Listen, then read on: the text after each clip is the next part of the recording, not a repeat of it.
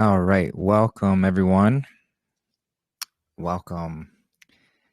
So, as I mentioned last time, the format for these shows, as far as playing music, unfortunately, I can't play the songs in the recording. So that if you want to come listen to those will be on Telegram. But we just listened to Coldplay Viva la Vida.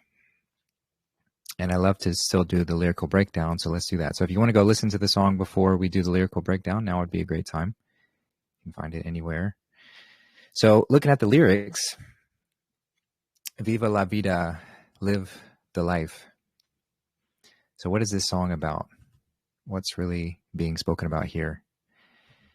So just going through the lyrics, it says, I used to rule the world. Seas would rise when I gave the word. Now in the morning I sleep alone, sweep the streets I used to own. So it shows a full picture of a rise and a fall. And really this whole song is about the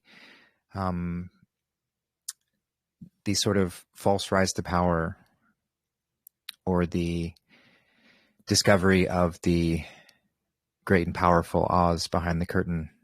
You know, this sort of way that we can fall into this idea of pushing ourselves into power without embodiment, without actualization. The alchemist who fails to alchemize. So as it continues, it says, I used to roll the dice, feel the fear in my enemy's eyes. So it's using gambling, or this way of using the physical pursuit of power instead of the internal guarantee. The external pursuits are always a gamble. And I'd feel the fear, I'd rule by fear. I listened as the crowd would sing, now the old king is dead, long live the king. So that's paradoxical. Or it's like sort of revealing the way that the masses prop up one idol after another. So stepping into that role as the false king, or the one that's built on false pretense. So 1 minute I held the key, next the walls were closed on me. So 1 minute we might have tasted a bit of that power, and then next the walls were closed on me because it was not built on reality. And I discovered that my castles stand upon pillars of salt and pillars of sand. So that's drawing upon the allegories of building our house on the solid rock or the sand. And it's also referencing the biblical story of, I can't remember the woman's name, but when she turned back to look, and she was turned into a pillar of salt, looking back on the destruction of Sodom. So both of these are sort of alluding to this fearful nature, or need to step away, or feeling like we need to step away from faith. These pillars of sands, this foundation of sand, this loose reality, it's got no stability to it. So of course it washes away. And then it says, I hear Jerusalem bells are ringing. Roman cavalry choirs are singing. Be my mirror, my sword and shield, my missionaries in a foreign field.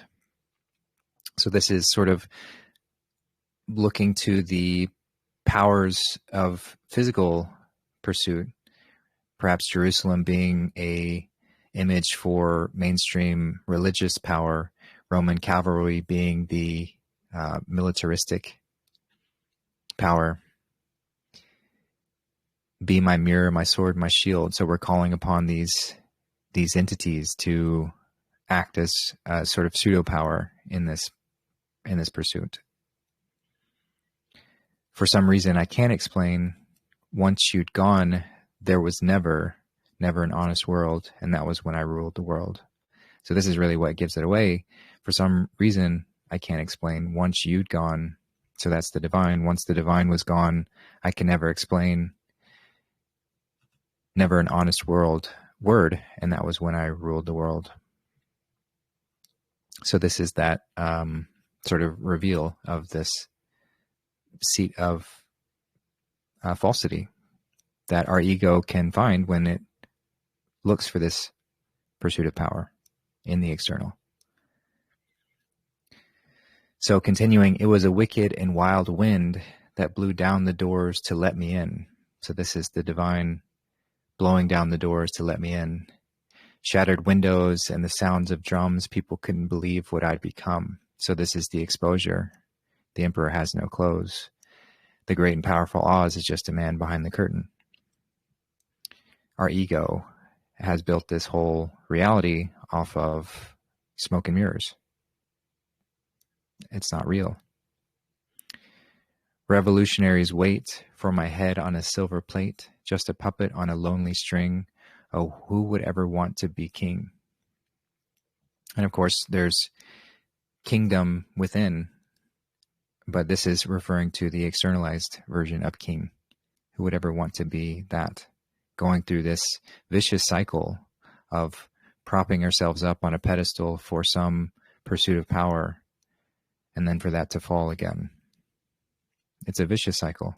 You know, the pedestal creates religions. It creates false power structures.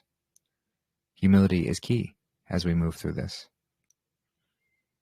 So then it repeats, I hear Jerusalem bells are ringing, Roman cavalry choirs are singing, be my mirror, my sword, my shield, my missionaries in a foreign field. For some reason I can't explain, I know St. Peter won't call my name. Never an honest world, but that was when I ruled the world.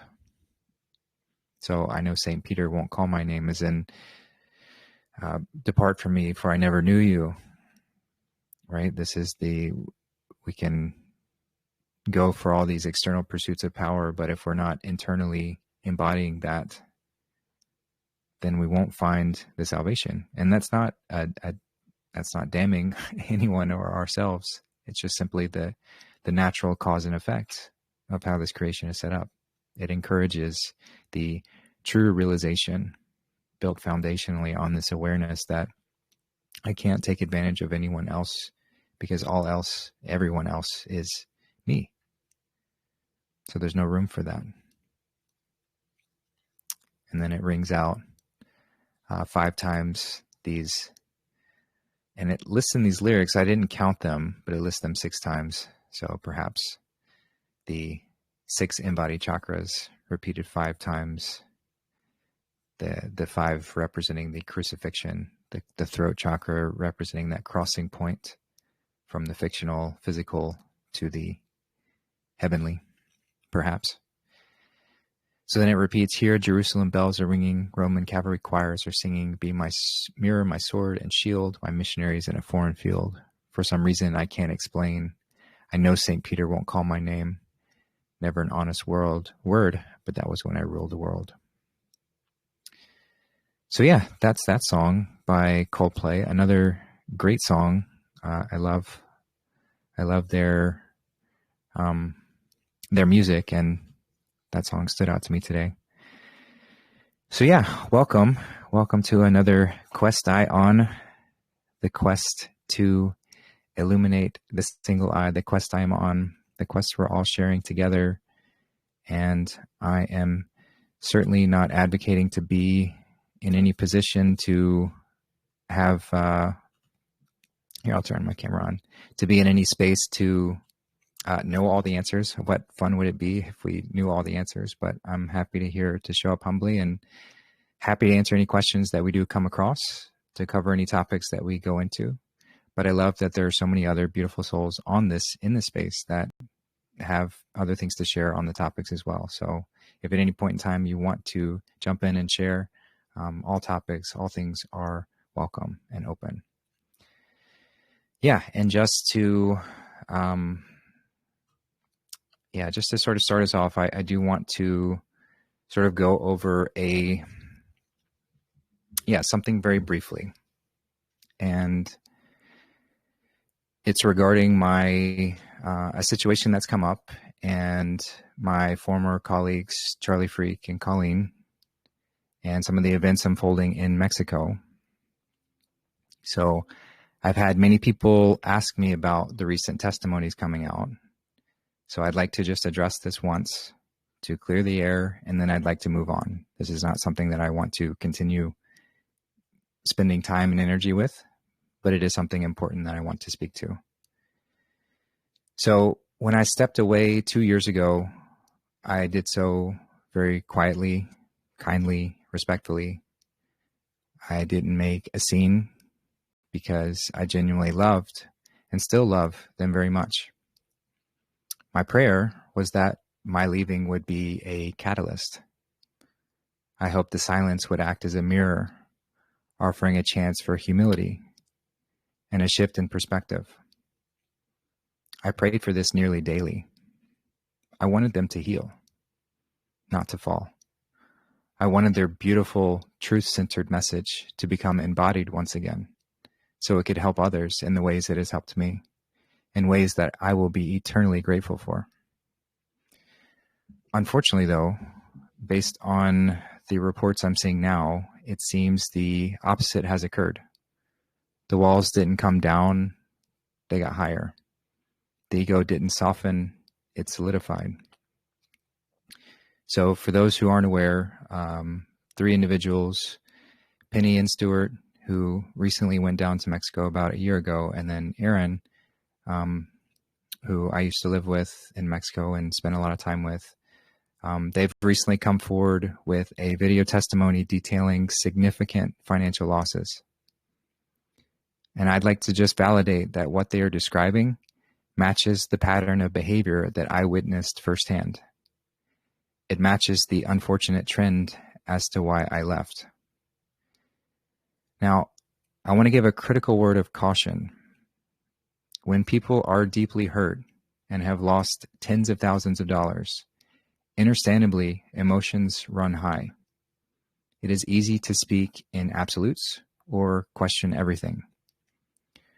For example, I see questions being raised about a past kidnapping attempt involving Charlie and Colleen's grandson, Dante. I need to be very clear here. I was deeply involved and there for much of that. I helped fundraise for that legal battle. I saw so much of those events transpire. That trauma was very real, and it is a mistake to question that. One I do not support at all.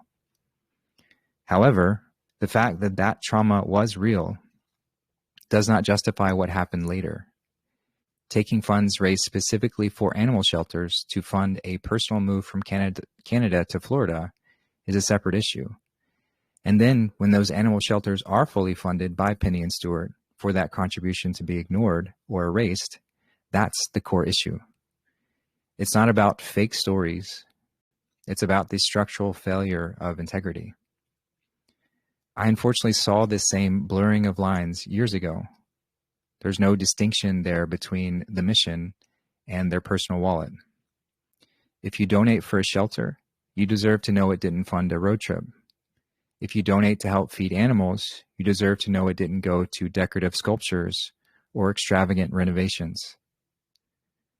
The testimony details thousands of dollars, funds specifically given in trust by Aaron to Charlie and Colleen for a community well or legal titles. I was there for these initial discussions. When Aaron asked about these funds years later, which I've spoken to him, the funds seem to have disappeared without receipt. And most concerning is the property itself. I have firsthand knowledge of Aaron building this house next door with his life savings on land that was never legally transferred to him, simply moving forward on trust that the shared community vision, on trust and the shared community vision. I know that Charlie was later directly involved in facilitating the sale of that partially built home to Penny and Stuart. But I'm seeing claims now that he and Colleen were not involved in the exchange of money, or that these individuals are just tourists who can't legally own land anyway. This is a deflection. If your message is centered around community, but you encourage people to pour their life savings into a building next door, facilitate the sale from a previous builder, and then cite property law as the reason you get to keep it when they leave, that's a trap. Now that these people have been pushed out, access to that property is fully controlled by Charlie. It is being treated as his asset, including being used to store his animals. To claim you are not involved while you hold the keys and use the building is a contradiction. That's not community living. That's asset seizure. Look, I know we're all just doing our best with what we know.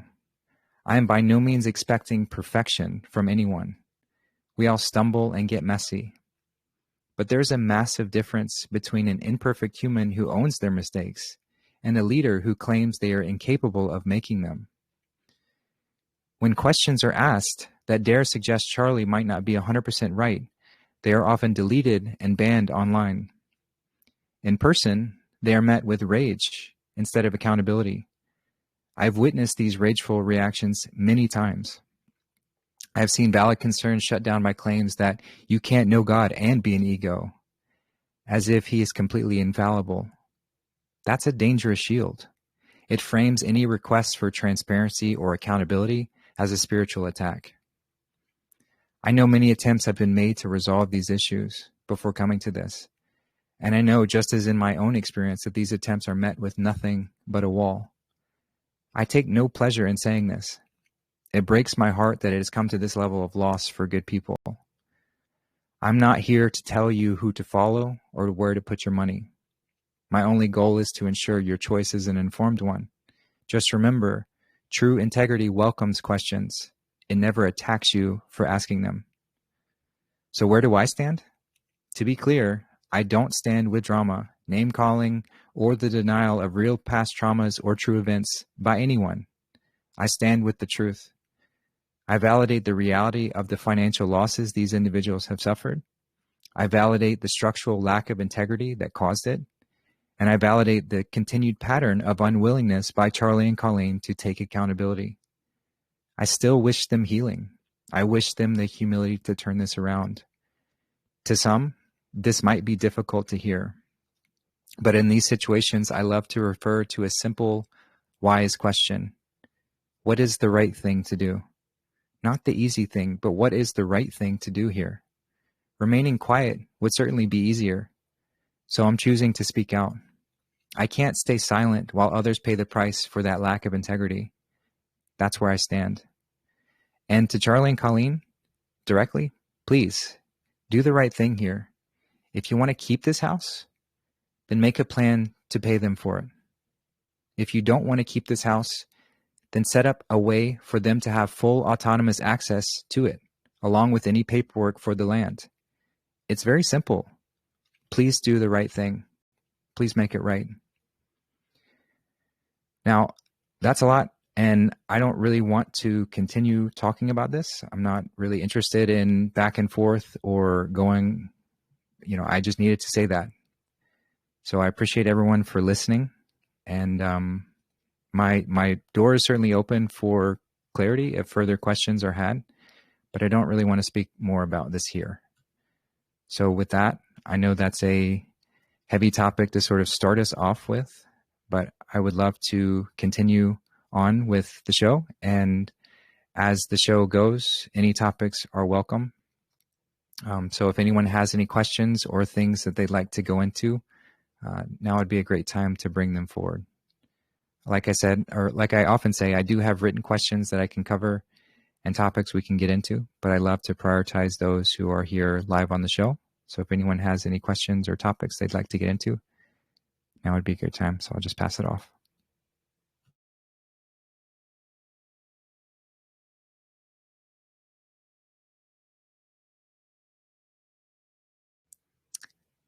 Hey, Aaron Gorn, long time no see. Go ahead.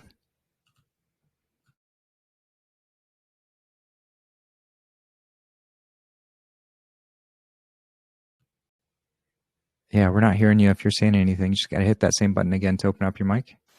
There you go. Hey, Justin. Yeah, first of all, glad to be here, and apologies for the way things were left. I perhaps wasn't as mature back then as I am now. I just needed a bit of time to process what was going on, because it was, I'm sure as with you, it was quite revealing, the whole mentality of no questions, all that kind of thing. But yeah, I'm glad to be back now. So I have a very random question, but I've been playing a lot of music recently, and Chris Isaak's Wicked Game. I'm sure you're aware of the song. That last lyric. Oh, God. Oh, I was going to say not super familiar. I mean, I've heard the song, but it's not one that I've like done a deep dive into. But now I'm curious. Okay. You sparked my curiosity. Yeah, so it's about the way I see it. It's about the dangers of the idolization of falling in love, and how one can feel completely lost when that love seems to go away, even though there is only love. But I just have a feeling there's something more to it, and the last line has been echoing in when I sing it. I'm always quite reluctant to sing it because it goes, nobody loves no one. Now, I have a feeling that is deeper than it seems, and there is more speaking to, there isn't an individual that loves, there is just love happening. So nobody loves no single individual, because to love a single individual, you have to love the whole. Does that make sense, first of all?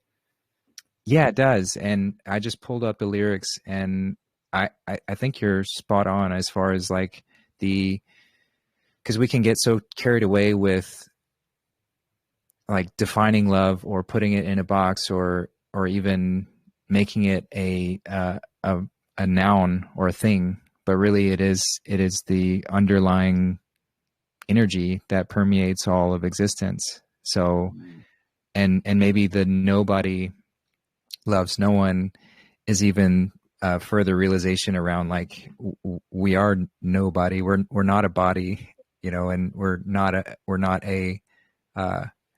a individualized one or a separate instance. So yeah, maybe it's just drawing upon that paradox itself. It's hard to say. Yeah, it's quite a haunting lyric to leave people on. I've tried changing it into something that sounds a little bit nicer, but then I don't feel I'm being authentic with it, and I think seeing it from that perspective makes a whole lot more sense. It is fun to be an individual for a while, though, to forget that you're the one. It's an adventure. Yeah, that's the game. That's the journey we embark upon, and yeah, it's it's quite the experience to forget and then remember again. So yeah, I appreciate you bringing that song up. I'm eager to listen to it again and see if I can feel any more about it from that. Cool. Yeah, watch the music video. It's probably the sexiest music video ever made. So enjoy. Awesome. Thanks, man. Thanks, brother. Take care. Yeah, you as well. Cool. I saw Jeff. Jeff raised your hand. Go ahead, brother. Hey, Justin, how's my connection? Yeah, loud and clear. Awesome. Yeah, I don't want to get into too much detail. I'm trying to figure out how to ask this question. But I guess why do you think the White Hats, or do you think the White Hats care about and I'm speaking more towards people that sort of suffered during COVID and lost, their livelihood, kind of like in my situation, kind of lost everything, right down to your marriage, your home, everything, business, all of it, all gone. And it just seems like the normies or whoever wasn't paying attention, they're still kind of rubbing it in our faces, and they sort of get rewarded for not paying attention. Even though I've grown so much over the years, I just lost so much. I don't know. I sort of feel like life in general can't really do things with children anymore, because all I have to do now is work. I basically have to work 10, 12 hours a day. It's been that way for as long as I can remember now. Do the White Hats care about people's financial struggles, or because it just seems like they always get rewarded for holding their own line, and that sort of spills over into their family lives, and they go on family vacations, and they're sort of my case, what I see is their kids get to go to the elite hockey schools, or do all these fun things, and sort of left in the dust here. I guess it's kind of my own personal thing. yeah, I was just wondering, do you think they care about our, our financial, struggles, or is it, we're just, we slip through the cracks and we're just part of what has to happen? Yeah. Yeah. I think I get the gist of your question. It's why, or how do those who know the full scope around what's going on, how do they feel about the, any suffering that goes on in the world or with people, or especially due to financial restriction or, and I would say that it's going to be hard to, see at various levels, except for just having that full awareness that they're so engaged with making us able to reclaim our abundant reality, while also navigating the clutches of this facade, this deception that we've fallen so deeply into. Like there's not a flip of the switch that you can make to alleviate the suffering that has been imposed artificially to create this scarcity reality based on lies. You can't just make that all go away suddenly, but they're coming damn near close to making that potential possible. And that's what we're moving towards, is this big flip where that can happen. But the steps to get there and the frustrations, and I know very well how frustrating that can be, to feel like you're doing all these things right and then still see others who, maybe are still aligning themselves with the lie, still seemingly being rewarded. And that's the, just to put it very bluntly, that's the opportunity to really separate oneself from external signs of bounty, if you will, versus the internal faith of doing it. So I'm not saying that has to be the scenario. We don't need to sign up for we don't need to make a pledge of scarcity and give away. People misinterpret Yeshua's words in that way, as if we're supposed to be impoverished in order to be spiritual. But what he was referring to is the commitment to doing this regardless of what happens in the external has to be there. And then that actually is what allows those external things to flow into place. So it's a very, even on a collective scale, it's a very cause and effect reality. So we have reduced ourselves by believing these lies, by believing that we are in a scarcity reality, that by believing we have nothing and we are nothing. And of course, we've told ourselves these lies too. There is no one else. So there's no one else to blame for telling us these lies, but we've believed them. And so we've just gone down, further and further into this sort of lower form of reality. And so creation has nothing but the option to reflect it all back to us and give us exactly what we want. And yes, there have been some manipulations to encourage that fall and make it even further, to create that sort of haves and haves not reality, so that you could devise further means of control. But that also happens within our own life as well. It's difficult to escape fully, and you can't really escape fully the communal effect, the cohesive environment that we're all in. We're all sort of entangled up with each other. Our collective belief, these egregores that we believe in, as far as like, the almighty dollar reigns supreme, or, this is the path to success. Like whatever beliefs are, creates like it's like a living being that we pour ourselves into. And those are very challenging to overcome as an individual when you have a collective belief in something. So it does, the odds are stacked against us for sure. But that also has this has this effect of creating a worthy gauntlet for us to move through. And no one has to set it up except for creation itself and the things that are being reflected back to us of how much do I really want it, despite all the difficulties, despite all the mechanisms in place that are limiting me. How much do I really want to do this? Even if it means I lose everything, to really embody that Job story, the willingness to stand in that commitment, in that conviction, in that faith, regardless of what around me falls away, regardless of what I lose in the process. And I know it's so much easier said than done. So I'm not trying to downplay any experiences that you've had and what you're going through. I know it's challenging. I've certainly been there in the challenge, but it doesn't take away from the fundamental sort of framework of how it's set up.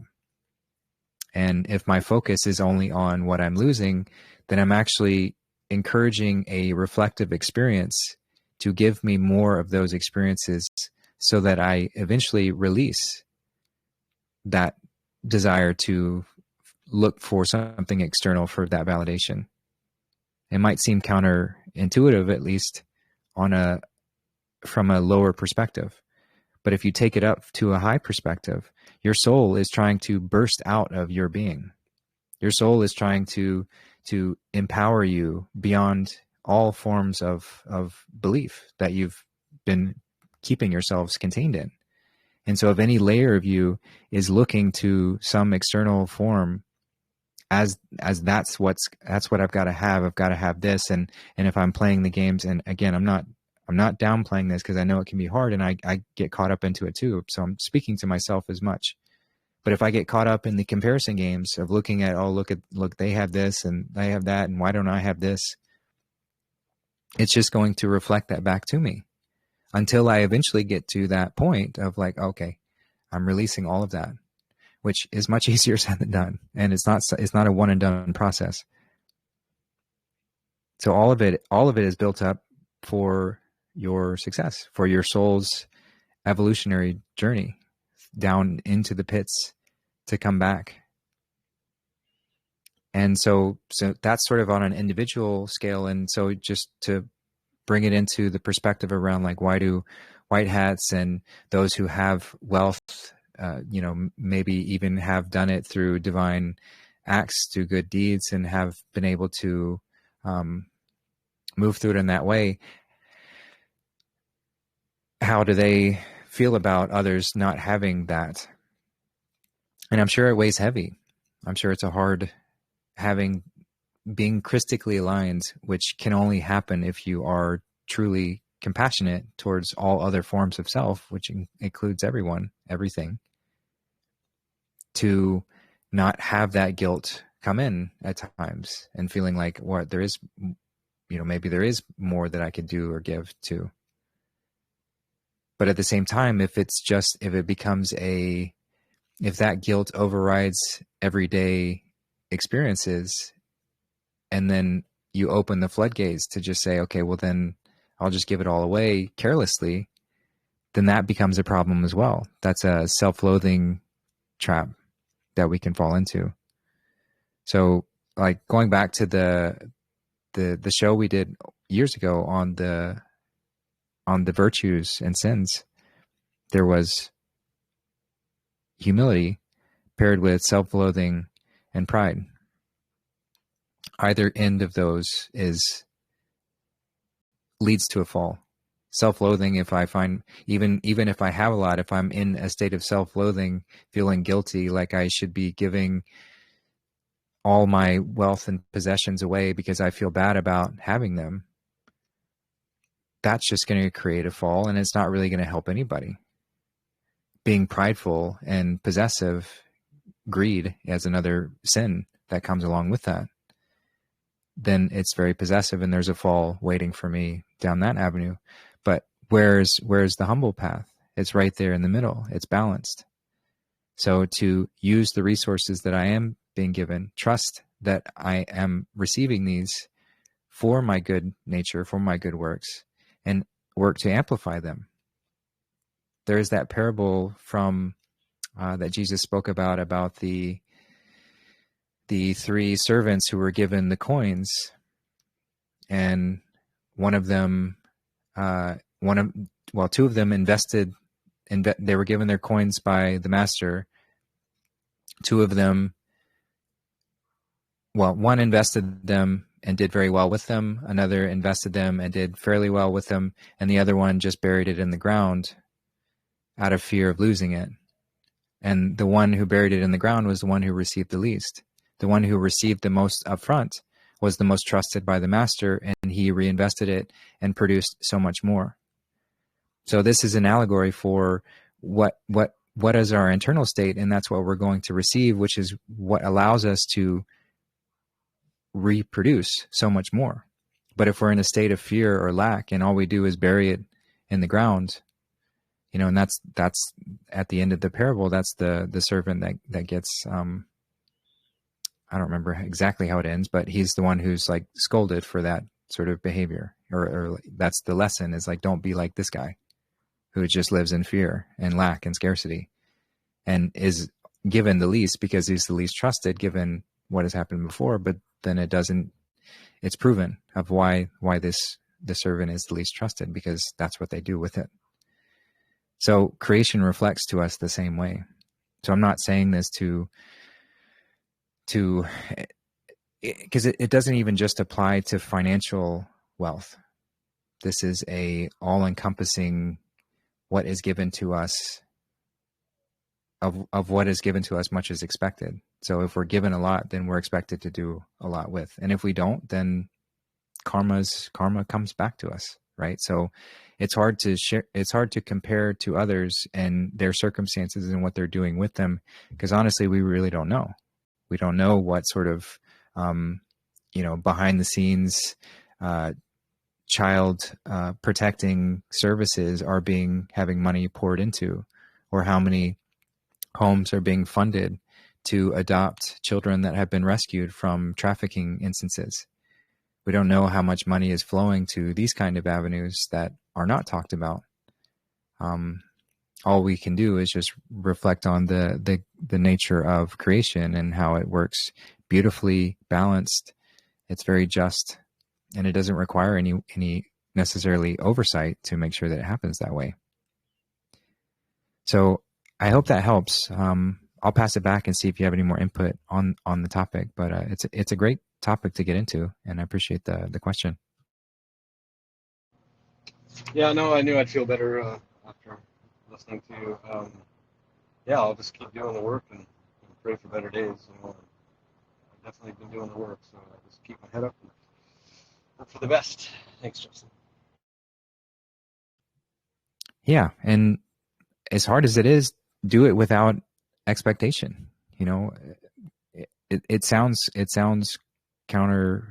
contradictory, right? But if we release the expectations, it's what allows whatever we need to flow to us. Because if we have the expectations, then like I said, it might be energetically creating experiences to encourage the release of expectations. So anyway, I appreciate the question, and thanks for going into that topic. And I'll pass it off and see if, I see Lorraine Fraser raise your hand. Did you want to go next? Hi, everyone. Hi, Justin. I just wanted to I wanted to say something about my experience to Jeff, because myself, I was affected as well by this. I mean, I quit my job. I worked in healthcare. In 2021, I quit my job. But recently, I got the gumption up to call my old boss, and I wanted to inquire, because I honestly feel that there will be compensation for people who did do the right thing, ethically quitting their employment and not going along with. So anyway, I was so proud of myself that day for making that call. It relieved a lot off my shoulders. I was able to speak my truth and why I quit my job. And it was a very freeing experience. But the response that I got from him was quite shocking. It was like he knew. He knows where things are at in the world, but he couldn't say, like, he basically just agreed with me and said, you know, Lorraine, I think that you're right.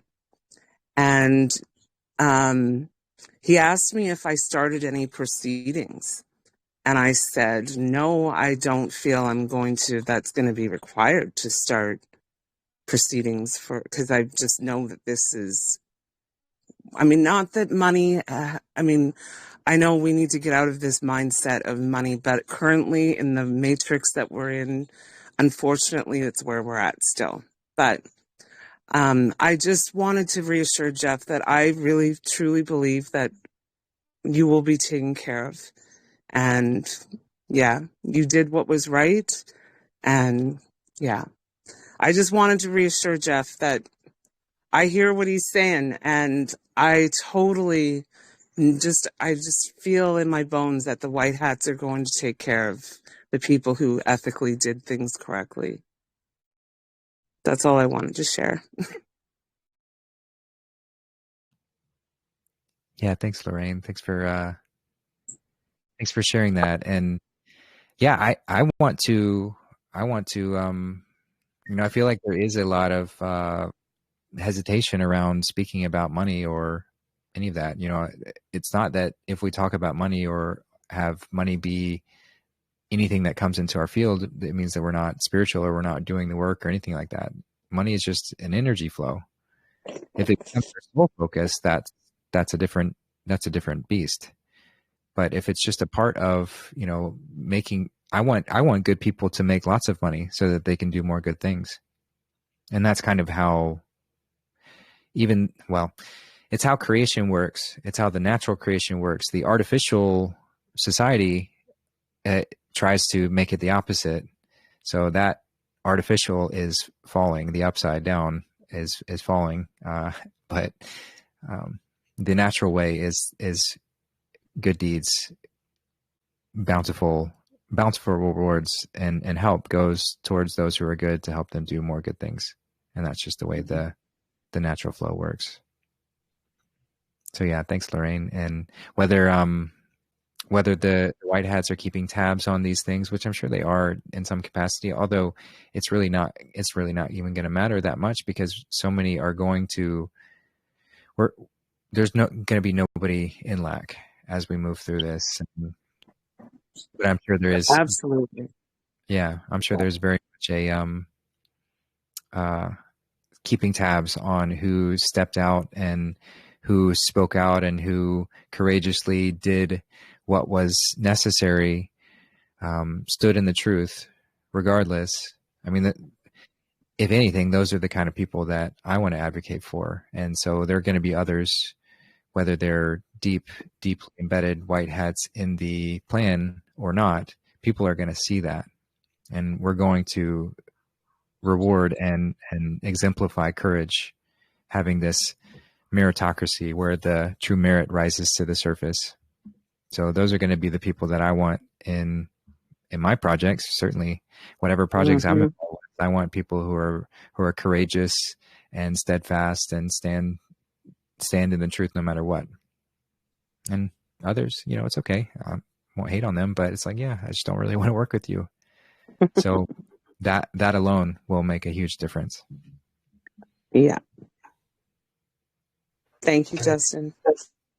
Yeah, thank you. Hey everybody. So I was doing some research on what finances look like in the old Tartarian Empire. And it's fascinating how wealth and money, it's completely inverted from the way that money and wealth is used now. So they had what was called guilds.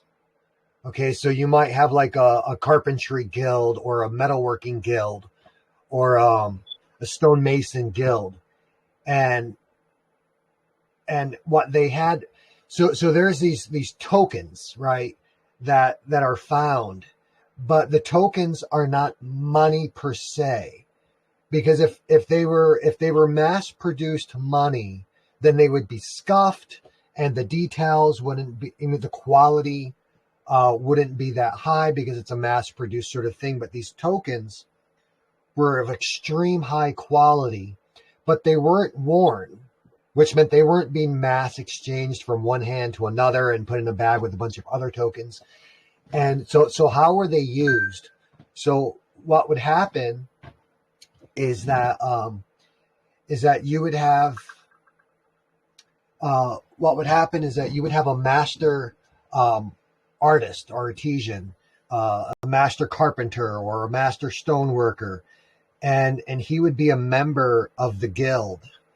And once he acquired, so maybe he's a student first, so he gets like a student token, and the token is specific to him. It can't be transferred, it can't be purchased, it can't be invested. It's only for him. And on one side is the symbol for him, and on the other side is the symbol for the guild.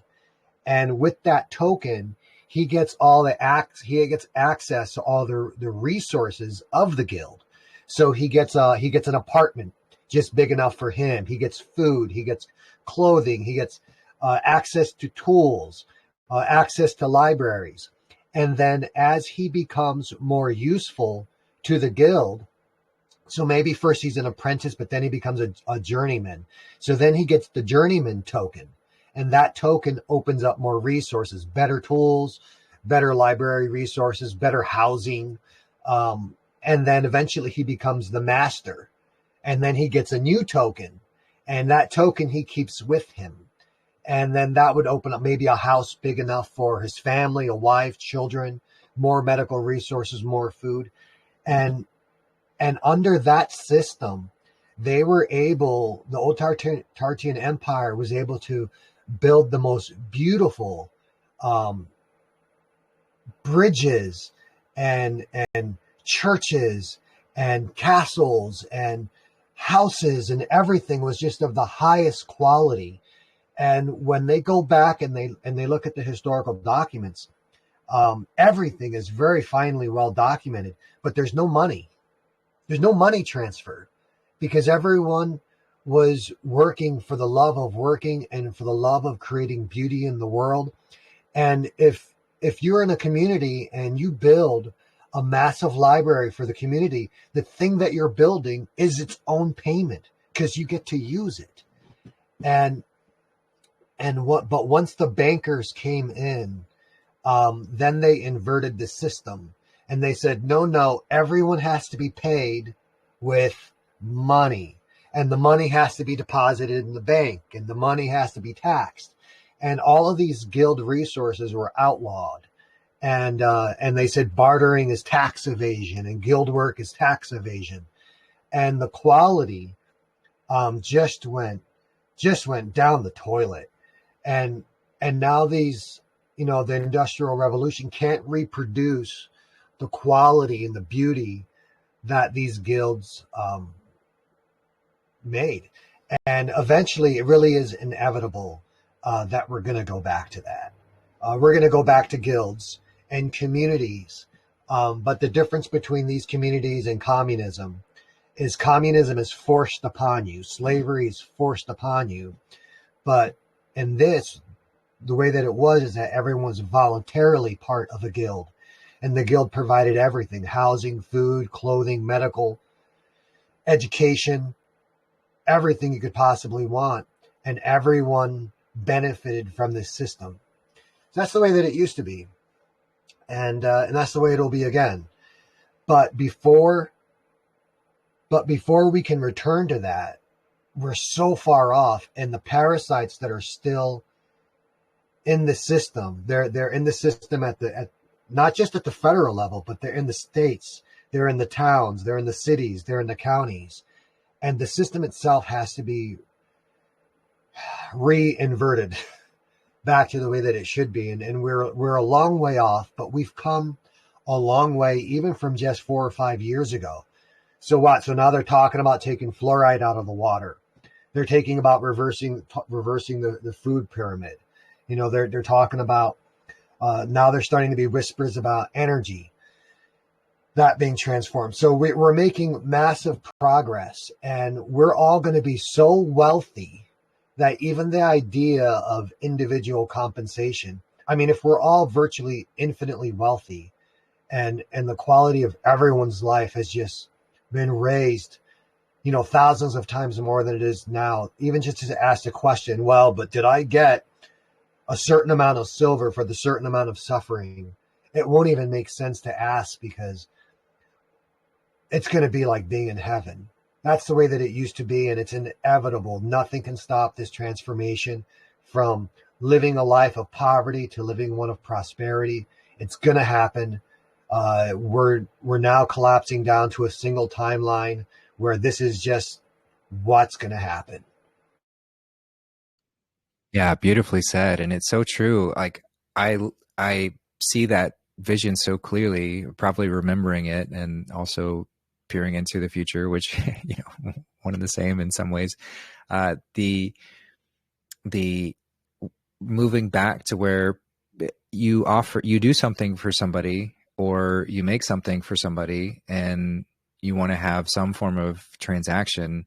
Transactions won't be as rigid because there's no scarcity or lack around it. So people, like you said, don't feel the need to like mark everything, but we're still going to feel inspired to like, oh yeah, this person did this for me, or made this for me. What can I give them in exchange or as a gift in return? It won't be so rigid.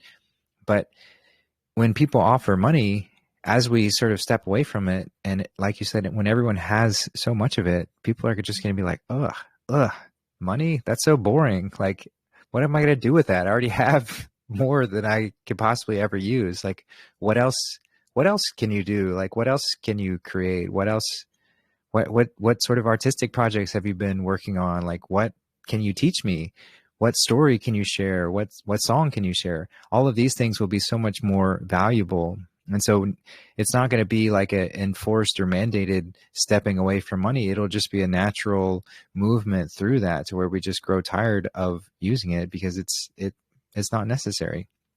And with that, you know, just in that same line of people who are making, you know, appearing to be successful in this inverted system, getting rewarded for being shitty. At times, not always, but at times, certainly it does reward people for being cutthroat and taking advantage of others and whatnot.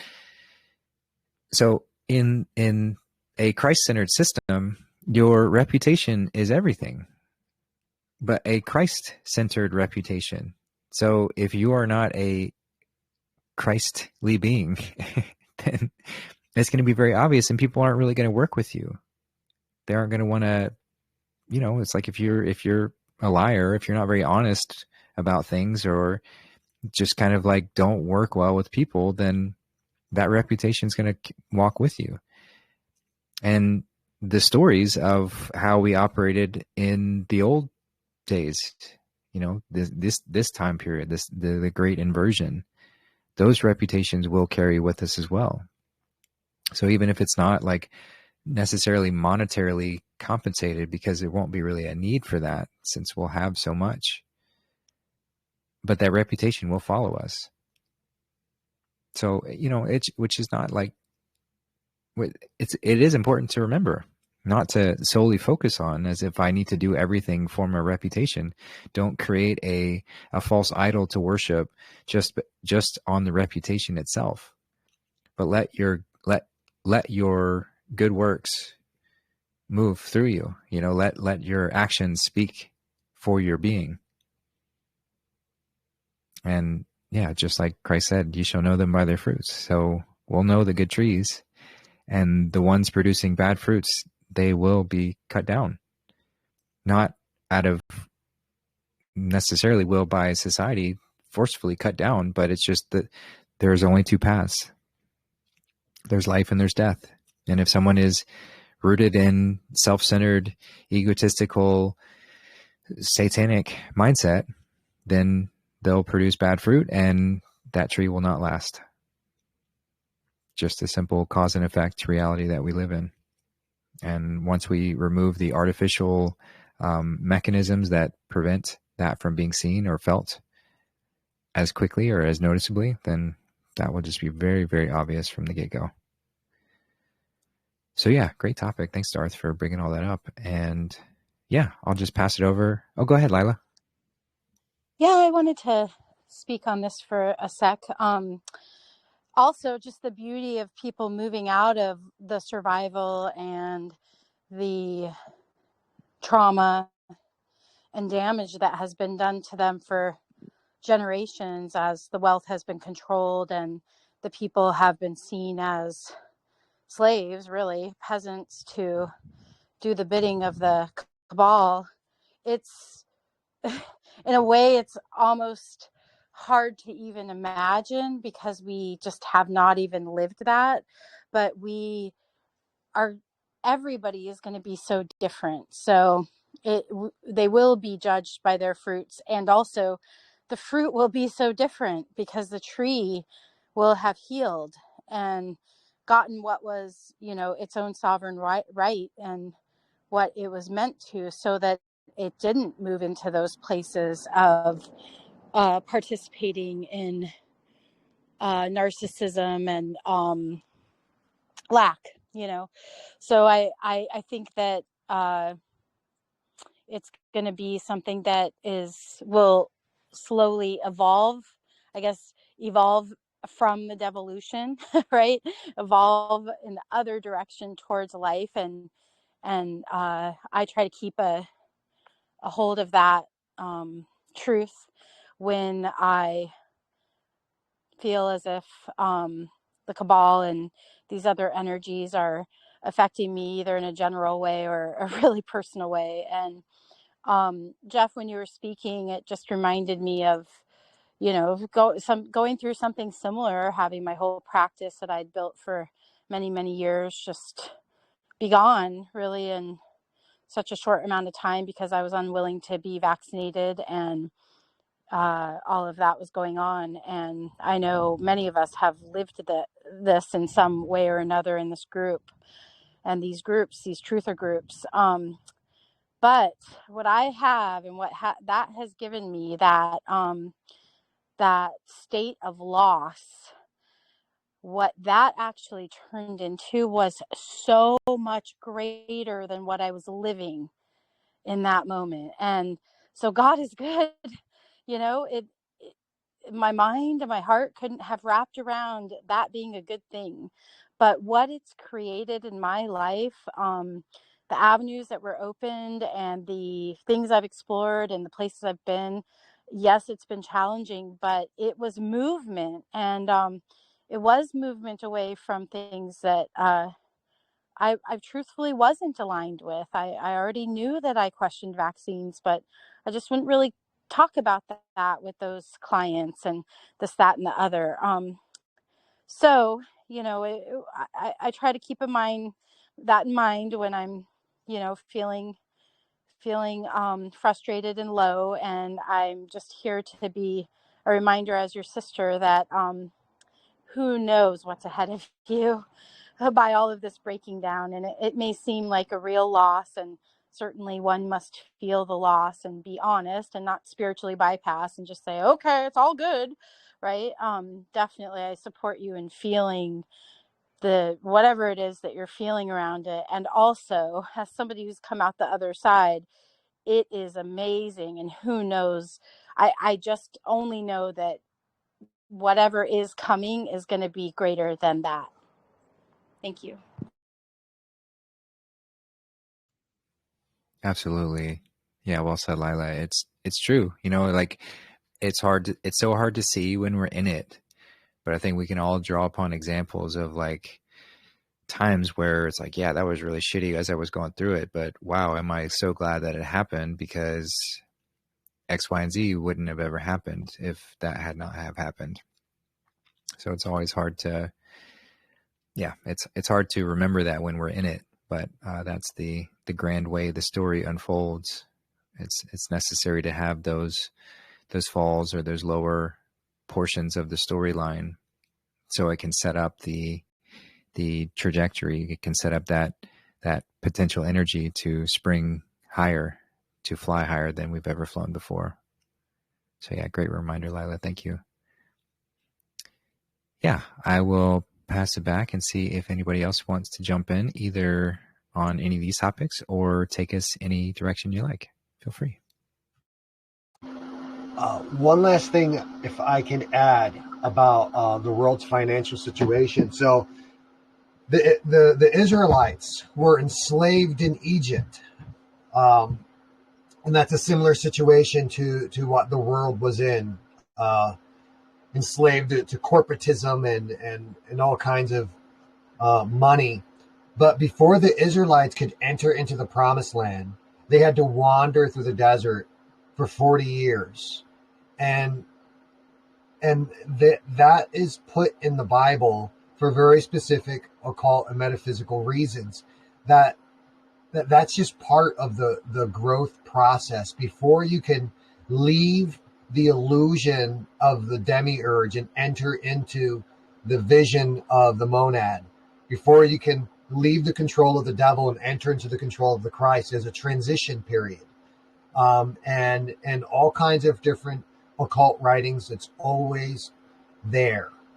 That there's a period of where am I? What's happening next? Who's going to help me? Am I all alone? So these experiences and these feelings are extremely normal, extremely natural, extremely common. And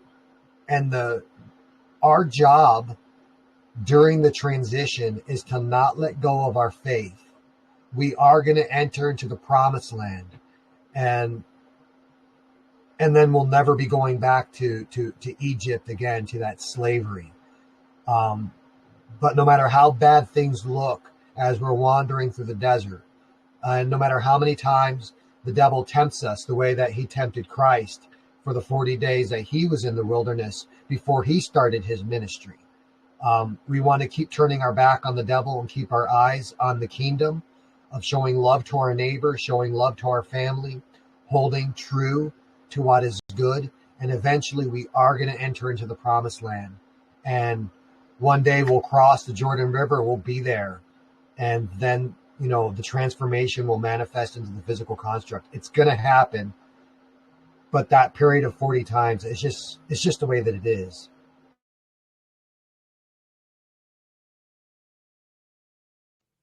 Yeah, great reminder. Thanks, Darth. Yeah, anyone else want to jump in? Any topic or anything on your mind? Just wanted to say that I'm literally cleaning Legos from mold. I had a box that had some Legos of Elliot's that were very carefully separated, and I had moved them out of an apartment that we got that had mold a couple months ago in New York. And so I've had them sealed, waiting to be cleaned, and the box the container got cracked open and some water got in there, and the different Legos had been stored in a couple of bamboo trays. So those have all molded, and anyone who's familiar with my story, this is, I think we're on like house 6 or something that's had mold. And so as you were talking about being in the desert, Darth, I was cracking open the box with gloves on, and I'm cleaning the Lego pieces of mold with chlorine dioxide and vinegar again, and it felt very appropriate. And it's to a lesser degree, so that's beautiful. But yeah, sometimes the looping in the desert can go on a little much, but it seems to be something that we, that God is giving us to cleanse and just, I don't know, just show our willing heart, I guess. So yeah, I just wanted to share it because it was just too funny. That is funny.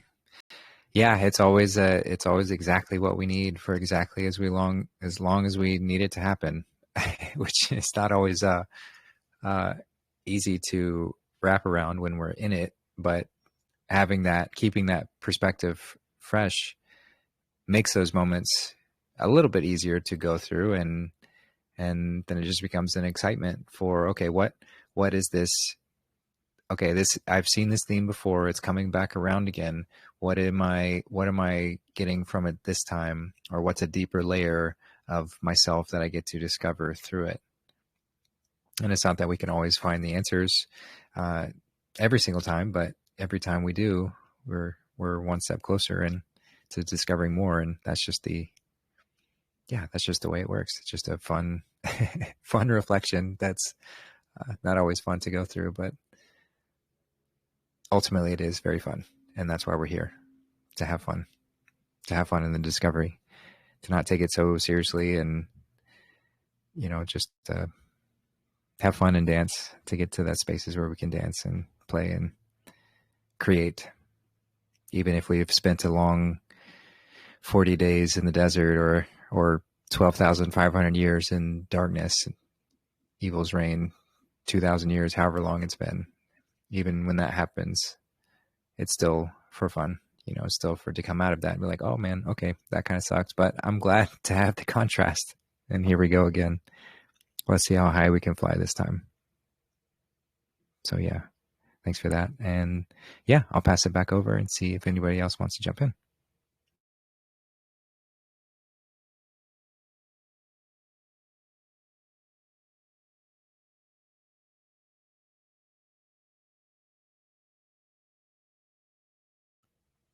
Hey, Sarah, go ahead. Hi. Is the audio okay? Yeah, clear. Oh, great.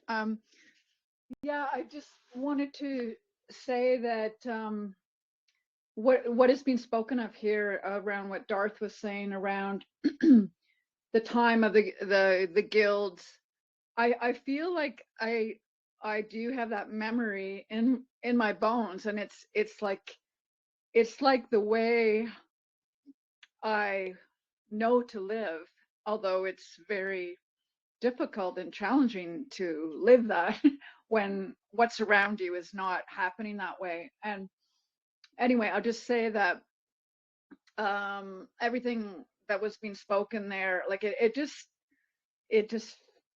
feels very alive and the right way to be, and that I do remember that from another time. And yeah, I guess for me, all the time when it comes to sharing my gifts, I've always felt like the most important thing is to just be sharing. And so there can be a tendency to, like some of us have been on a path maybe in this lifetime of where you feel like you're constantly like giving yourself away, or being told you're giving yourself away, or that that you're not working out, you're a failure when it comes to the whole monetary thing. But anyway, I'll just say this: whenever I just keep embracing that, it just feels so right. And I do feel my entire life keep coming back to that. It does build amazing faith, like true faith.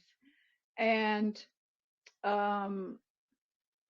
when Jeff is talking about losing, I'm not sure whether it's like, finances or what, but like for me, like Lila's spoken about this, losing, your people that might have come and been part of what you were offering, like that all happened with me. And I can get really sore and upset about it, but I just keep trusting about the perfection of it. And all this time also having to be alone, in a certain way alone. I'm not really alone, but to reflect, and also to be in nature more, and to be really seeking out people that you resonate with, even though they might be far, far away and not physically right there. But at one point in time in my life, a woman offered to my Mayan cosmology, and the phrase for my born time was, community is my estate. And I often come back to that feeling, like when I reflect back on my life, like a lot of the work that I have done has been about creating and building meaningful community through healing arts, through dance, through creating safe spaces for people to share authentically.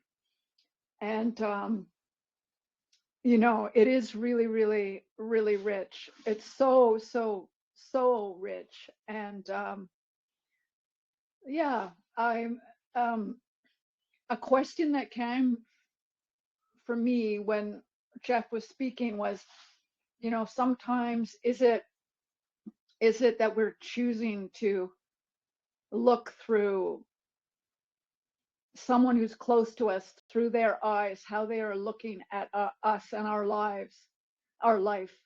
And like when I think about my family, some of my family who I love, I actually, when I tune into them, I actually feel that they're quite ashamed of me and the path I've led. And I'm not saying that for self-pity. I'm saying that because it is real. And I won't even say that to their face, because I don't think it does any goodness to do that. I'm just aware that they're not valuing they're not valuing the path that I have kept going on, kept returning to. And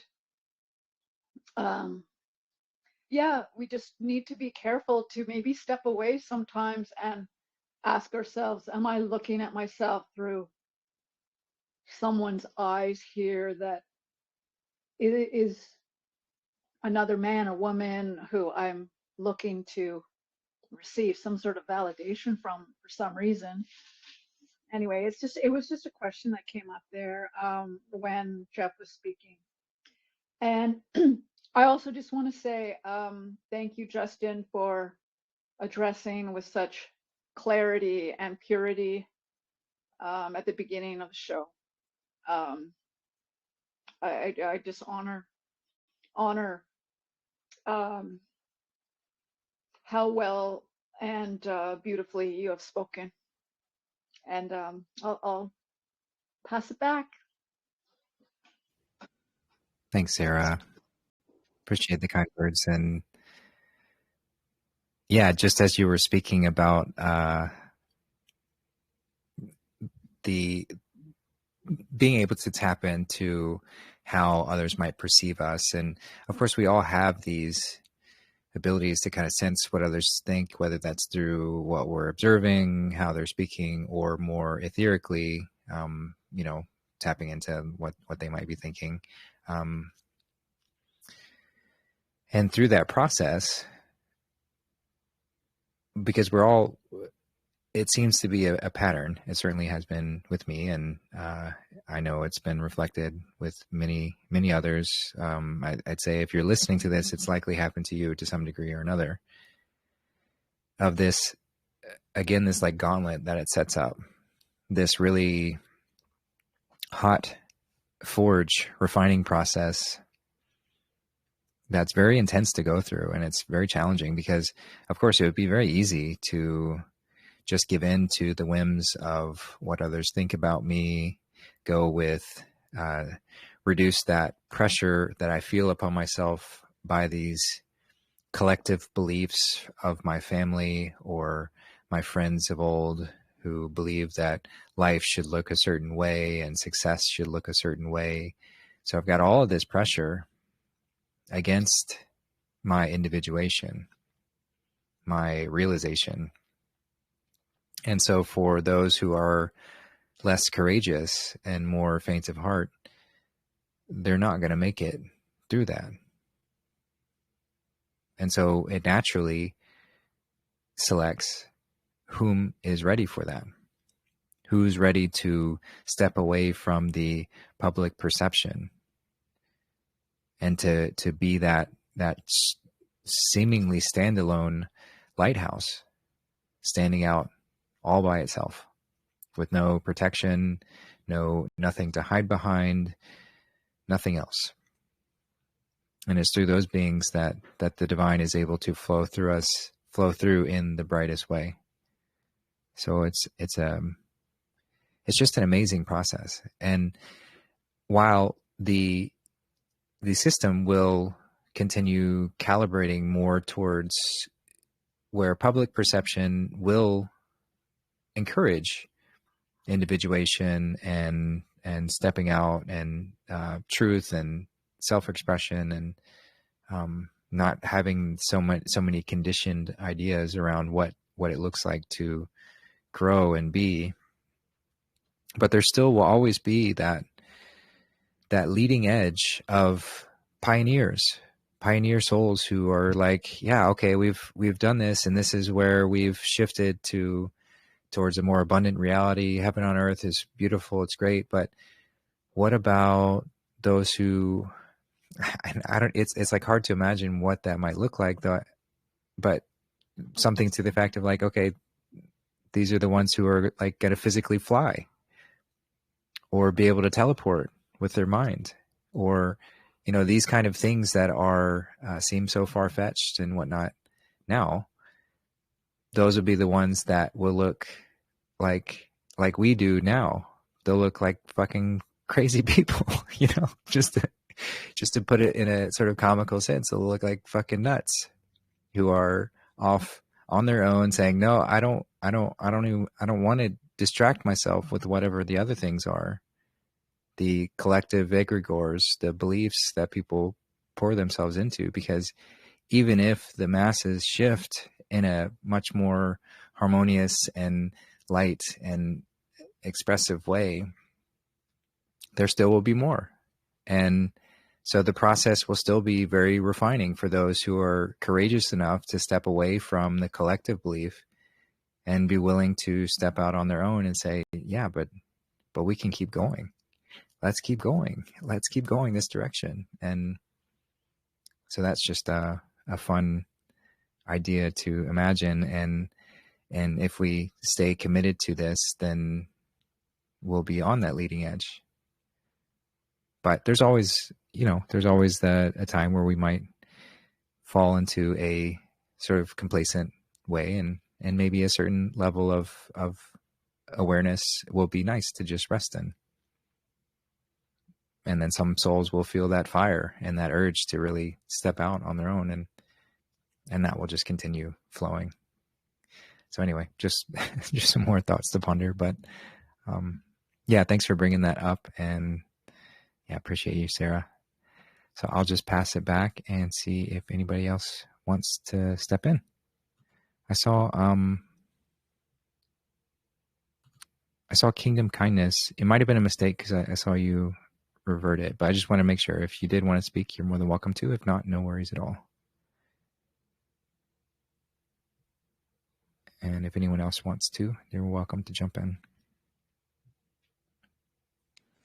I came in about maybe 30 minutes ago. It's the first time on your program.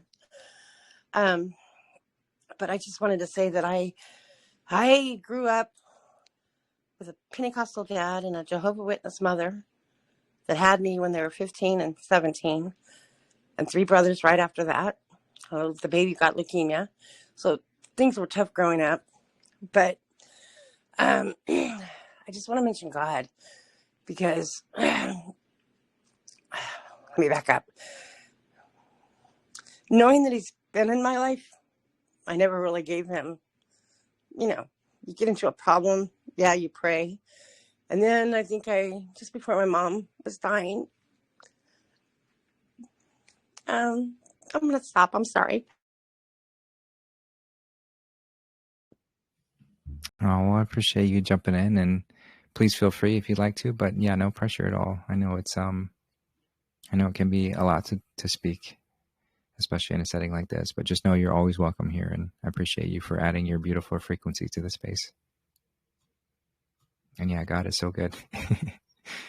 There's, it's hard to speak about or put into words at times, because God is that peace that passes all understanding. You know, it's the undefinable goodness, essence, the unconditional love that permeates all of creation, and ultimately is beyond any words of description or ways we can tell it or songs we can write or things we can produce. But we certainly love to try. And we will always, I imagine we'll always keep trying, because what a fun experience to try and encapsulate, if just for a moment, that essence, not to trap it, but just to be able to share it, to write to compose a piece of music that reaches somebody at such a soulful level where they're moved and feel those sensations and all the feelings of that harmony, to tell a story or to in any form that brings about such an emotional journey and such a familiarity, bringing us back to that connection point, that source. I think I have my composure back. Oh, great, awesome. Okay, so growing up with my parents fighting about religion, my family fighting about religion, and I went to church a couple of times with my grandmother on the Jehovah's Witness side, never on my dad's side. And so I've always felt there's that I've been watched out for. I mean, just things that have happened down to me if they got really bad or whatever. Somehow I came out of it. Well, when my mom was dying, just before my mom was dying, I had a brother tell me that, I was defined by my pets, animal rescuer, and I needed a financial resurrection because I spent all my money on animals that got hit or something, and take them to the vet, what have you. And I made good money, but I didn't really have anything to show for it. Didn't do stocks, didn't do anything like he was doing. And anyway, so that was kind of hurtful. And then my mom was passing, and we had rented from him for like 10 years. In hindsight, I know he wanted to sell the house, but there was a situation. And at the time, so I got an eviction notice. And then I bought a fifth wheel. I moved it behind somebody's property. And then I got, I don't know, it's called the county regulations where you can't be living behind somebody's property. So I had to sell it. Didn't know where I was going to go. And because of rescue, one of the ladies had a pit bull home where they kept pit bulls that, they were caged. But my job was in exchange for rent, was to walk them, clean their kennels, what have you, blah, blah, blah, blah, which was nice because I didn't know where I was going to go. And so I was there for 2 years, and then her husband passed and she had to get rid of the place. So now found myself in a situation to where I didn't know where I was going because I'd been working for her and not really, $50 a week extra for groceries or whatever. Anyway, so I'm finding myself going to be on the streets, and I started building a cage to carry my mom's 2 dogs and my cat, because I wasn't giving them away. And she wanted me to put them up for adoption, and I wasn't doing that. I promised my mom I'd take care of her pets. And I'm trying to make this short. Anyway, but somehow I knew I'd survive. I would survive somehow, even though it looked bad, what have you. But in those 3 years, from the time my mom died, I had started listening to some religious people, Jonathan Kahn, Julie Green, some others, anyway, and started reaching into the Bible more. Not as much as I should, probably, and praying more than I had before, and thanking him for the butterfly I saw or whatever. And just recently, I'm at a calming situation. Okay, let me back up a minute. So in January, 2 years ago, 2 years ago, my fiance, who was going through dialysis, and I couldn't move in with him because of the pets and the dialysis. So, but his mom told me to keep in touch with him. Anyway, he passed, and she called to tell me that and asked me how I was doing. And then before she told me he had died, when I told her I was going to have to move, and she said when her brother left here, I could have the mother-in-law facilities in the back. So that's where I live now. I'm comfortable. I'm now getting my Social Security. And so I'm at ease. I'm at peace with where I'm at, the things I have to do. My pets are safe. God is taking care of me. A situation came up a couple of weeks ago where my brother went into the hospital. His vitals were 58 over 55. Not good. And I actually got on my knees and prayed out loud, which is the first time I've ever done that, to God. Because it's always been quiet under the breath type of thing. Anyway, he's fine. And then just a week ago, went to the store, got our groceries, and I had put the eggs on the bottom of the cart. Well, I went to get the eggs out. I guess my wallet fell out.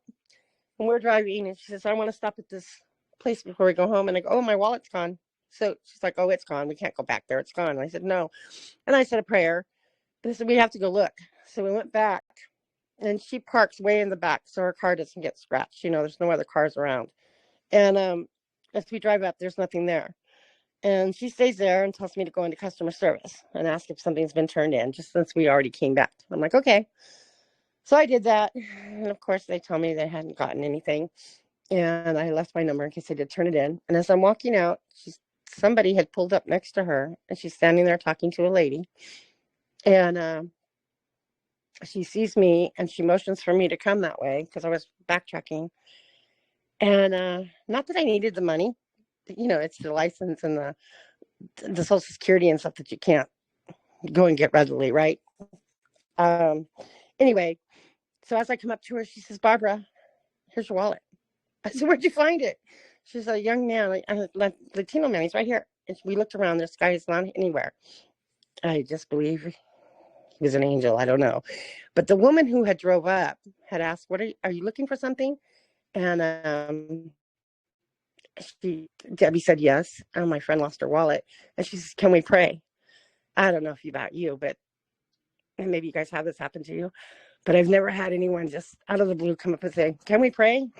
And anyway, they prayed. This guy brings the wallet, and then I show up, and he's nowhere to be found to give him some money or anything. I just know that God is looking after me, and I know that he's in my life, and I didn't realize how much he's just shown me. That's all I want to say. He's just shown me he's there. Thanks for sharing. Yeah, it is amazing when we are open to the miracles, how often they happen. And that's why, you know, I list in the show description the saying that Jesus or Yeshua gave: ask and it shall be given, seek and you shall find, knock and the door shall be open. So we have to do, that's our conscious, that's all we need to do, really, is to give that conscious will over to say, I'm ready for this, to connect with that divine influence so that God can flow through us and make miracles happen and cause miracles to happen around us. And then that helps to solidify our faith, and we keep moving and spreading that. And it's a wonderful, wonderful way to become that beacon of light, to become, you know, like you mentioned, the angel that you ran into, or the angle of light. So we can all become these angles of light for God to flow through it in all moments. That's beautiful. Thank you for sharing so much, and appreciate you for coming on. So yeah, go ahead. Thank you for listening. I think I just wanted to make the point, I don't know if I did, is that even though I knew I was being watched at or felt like I was, and praying to him when I needed something when I was younger, and not realizing that it's really there, you know, that the connection is really there if you want it. Like you said, I just recently experienced the completeness of that, I think. So thank you.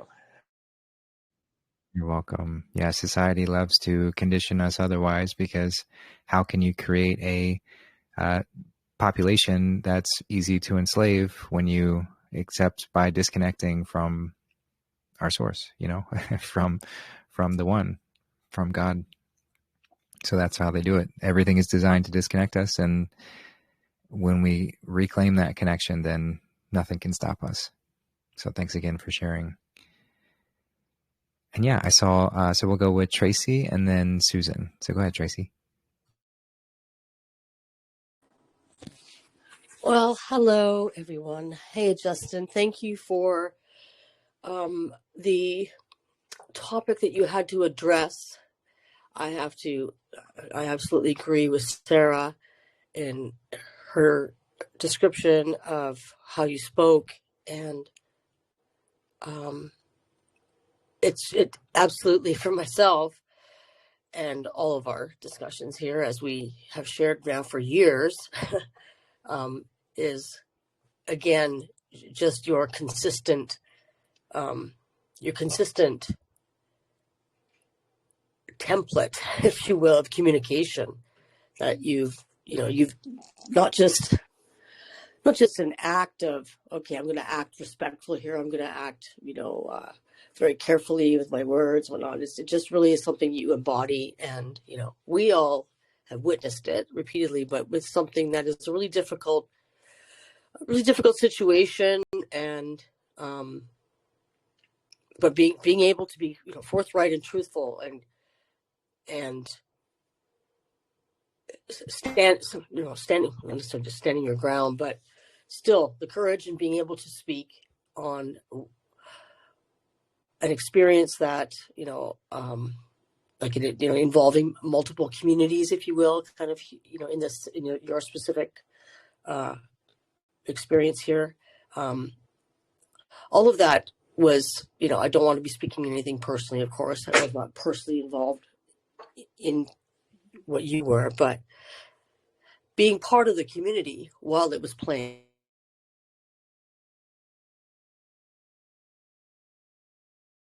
it was a very difficult thing to witness. Had a very unique perspective going through wherever they were at in their awakening, wherever they were at in their journey, whatever connections they had into these different families and live streams and spaces of sharing gnosis. So there was a lot of shifting that went around. There's been so many transitions, like we've all kind of moved through in different formations with different group members and whatnot. And you're coming now to this sort of the timing of, a new year starting, a so-called new year, but this new year starting, and the resilience that we've all, shown, all of us, hearing you, Jeff, your experience, yourself, Justin, pretty much everybody else on the call, in many ways have all been tested quite extremely for some, maybe others not as much, but nonetheless, not that it's a competition or anything. I myself have had my share of challenges and being, some amazing testing of my resilience and my courage and my faith and my stamina. So yeah, not to get into like personal stuff about myself, but just all of those things that we're honing, like you say, we're all being refined, and it's so beautiful that the new title or channel name that you've given to your YouTube channel, the Light Forged. Yeah, that's just so fitting. Yeah, it's really beautiful. But that's like, I actually can feel that. Like I feel like I embody that. It's not just something that's over there that's, oh wow, that's deep and it sounds profound, and oh no, I actually can now sit and say, okay, no, I really do feel like a light that has been forged. Still in the process, still feel like it's still in the very infant stages of, but I actually do tangibly feel the growth and have some small perspective on just this. It's about a 3 years journey total, 4 years here on Telegram, I think, within these families. So it's clear it's a long time, but yet it's not at all. But of course we could all talk about our whole journey of researching and whatnot. It goes back many years, but still this whole Telegram experience specifically, because you spoke on something related into which is a very unfortunate situation. But yes, we all want to respect whatever has been playing out. I've come to for myself is the most important things are transparency and integrity. How are you behaving, ethically within, especially if you are in a teaching position, teaching of gnosis, gathering of people, and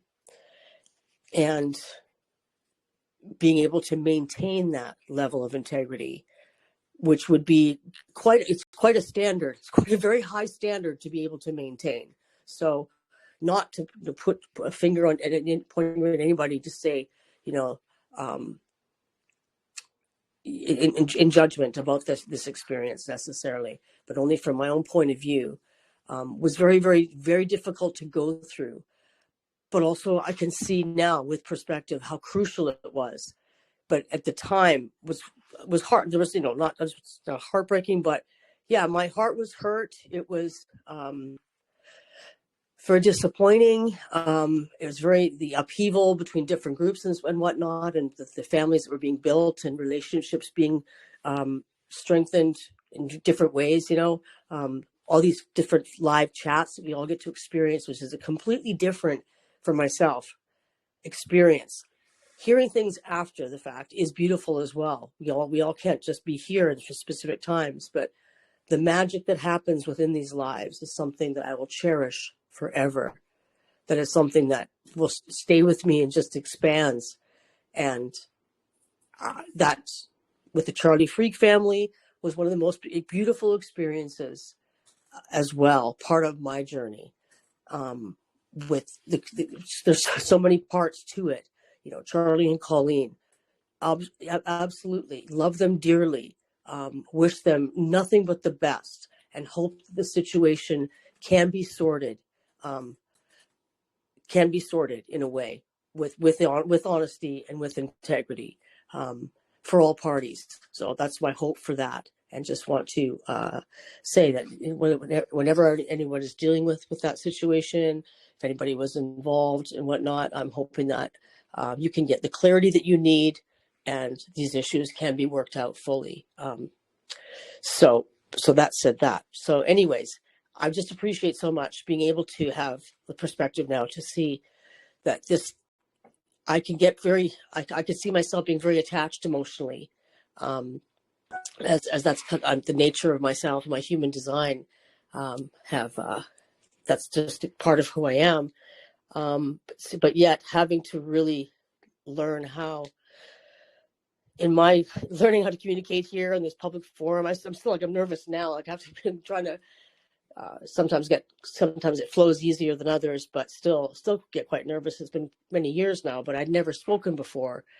These are my first kind of speaking socially. Hadn't been on social media before where I'd shared in groups and stuff like that. So I've been quite vulnerable in moments, and I'm really grateful that I have, and hearing the emotion of you, kingdom kindness. I just felt for you, and I just know exactly what you were feeling. I shouldn't say that.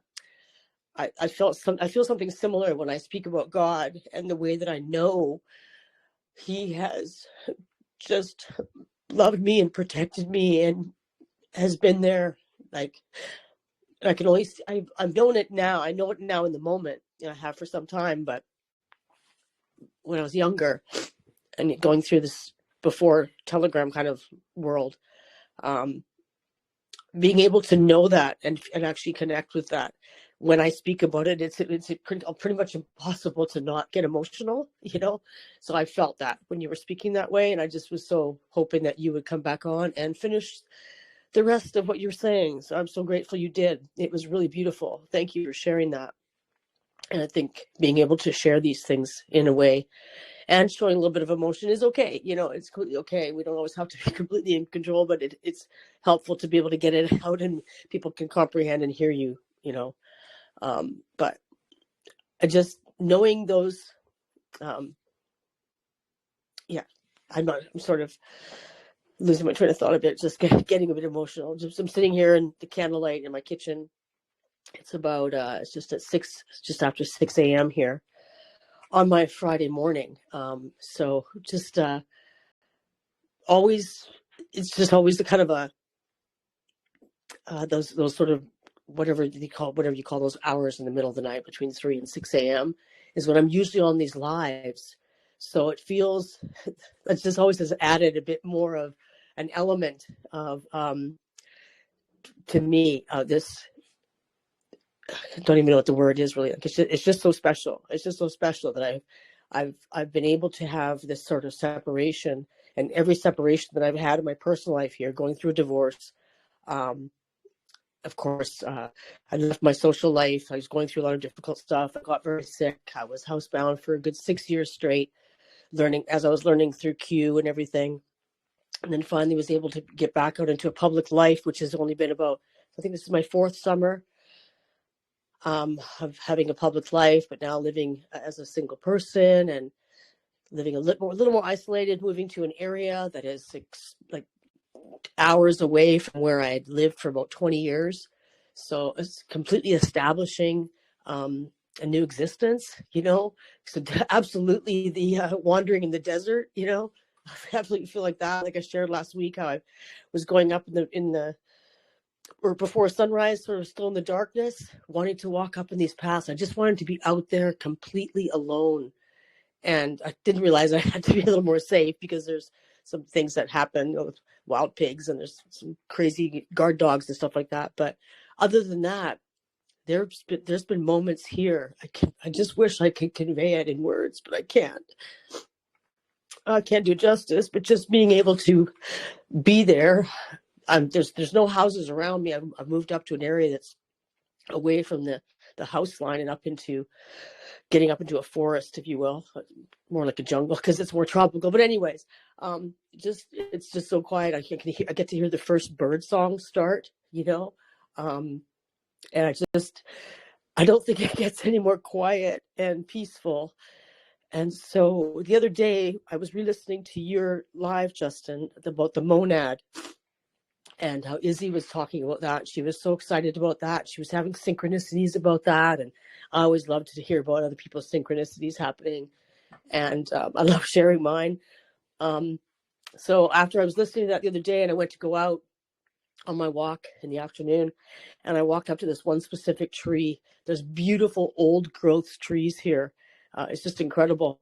And I went to put my hand on it and tell it that I loved it.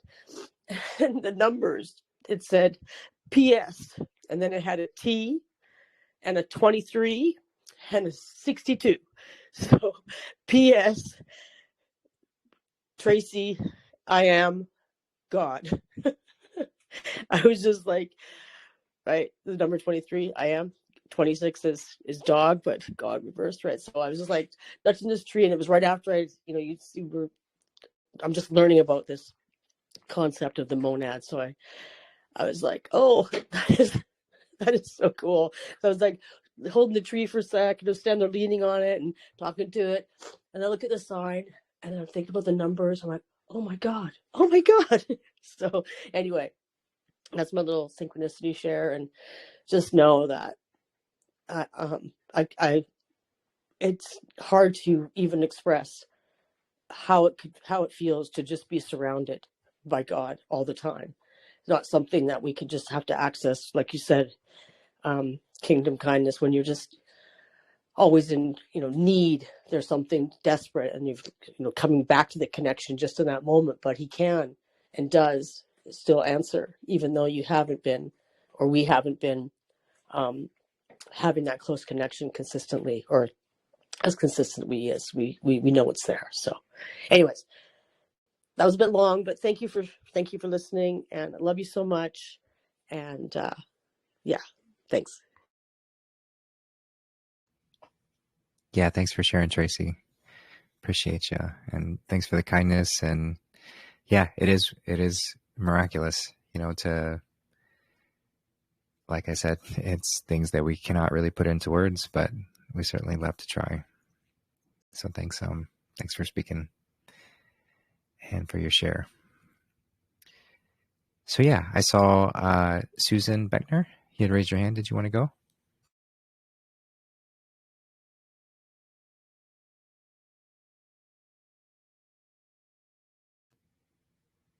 Yeah, you just have to hit that same button again to open up your mic if you want to speak. No worries if that was an accident.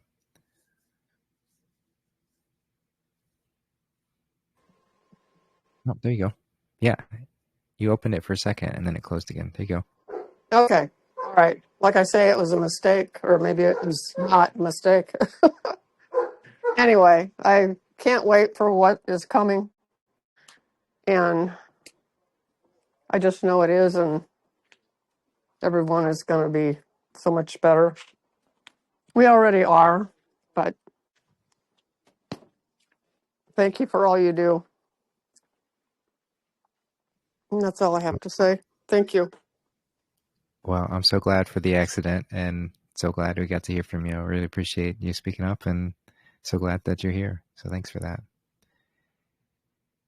Yeah, and I saw Grant. You'd raise your hand too. Did you want to share something or jump in?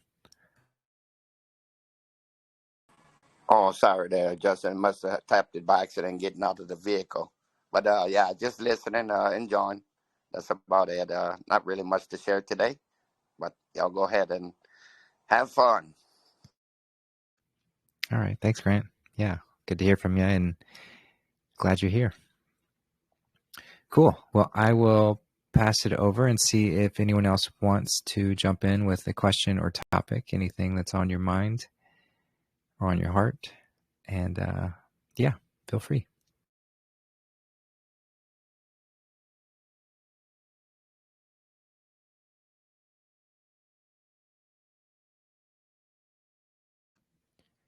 All right. Well, here is a written question that I got from Jade, aka Magnetic Mama. So she asked, because I posted a video that Darth had shared about the Demiurge, and she asked, do you agree that we live in a construct created by the Demiurge and operated by archons? Which is sort of it's a very Gnostic belief to put forward, and that, just if you're not aware, is that the Demiurge is this, and that's why it's referenced that Satan is the god of this world, because the Demiurge is like the god of physical nature or the separated instance, and it's necessary to have a Demiurge or an opposite urge other than the monad, because this is what allows this whole experience to exist. Without it, we would simply just be one with God, one with the monad. We would be that. And so the Demiurge is necessary, but the way that the Gnostics, at least the Gnostic teachings, frame it, and I don't know if this is purposeful misinterpretation of their work or if they genuinely believe this. That's why it's good to be careful with concepts, because while concepts can be really helpful as far as framing this experience, they can also be traps to attach ourselves to. So the question again was, do you agree that we live in a construct created by the Demiurge and operated by archons? So my response to that, I wrote out a response, and I'll just read it and then I'll go into it further. And I said, well, it depends on how it's framed.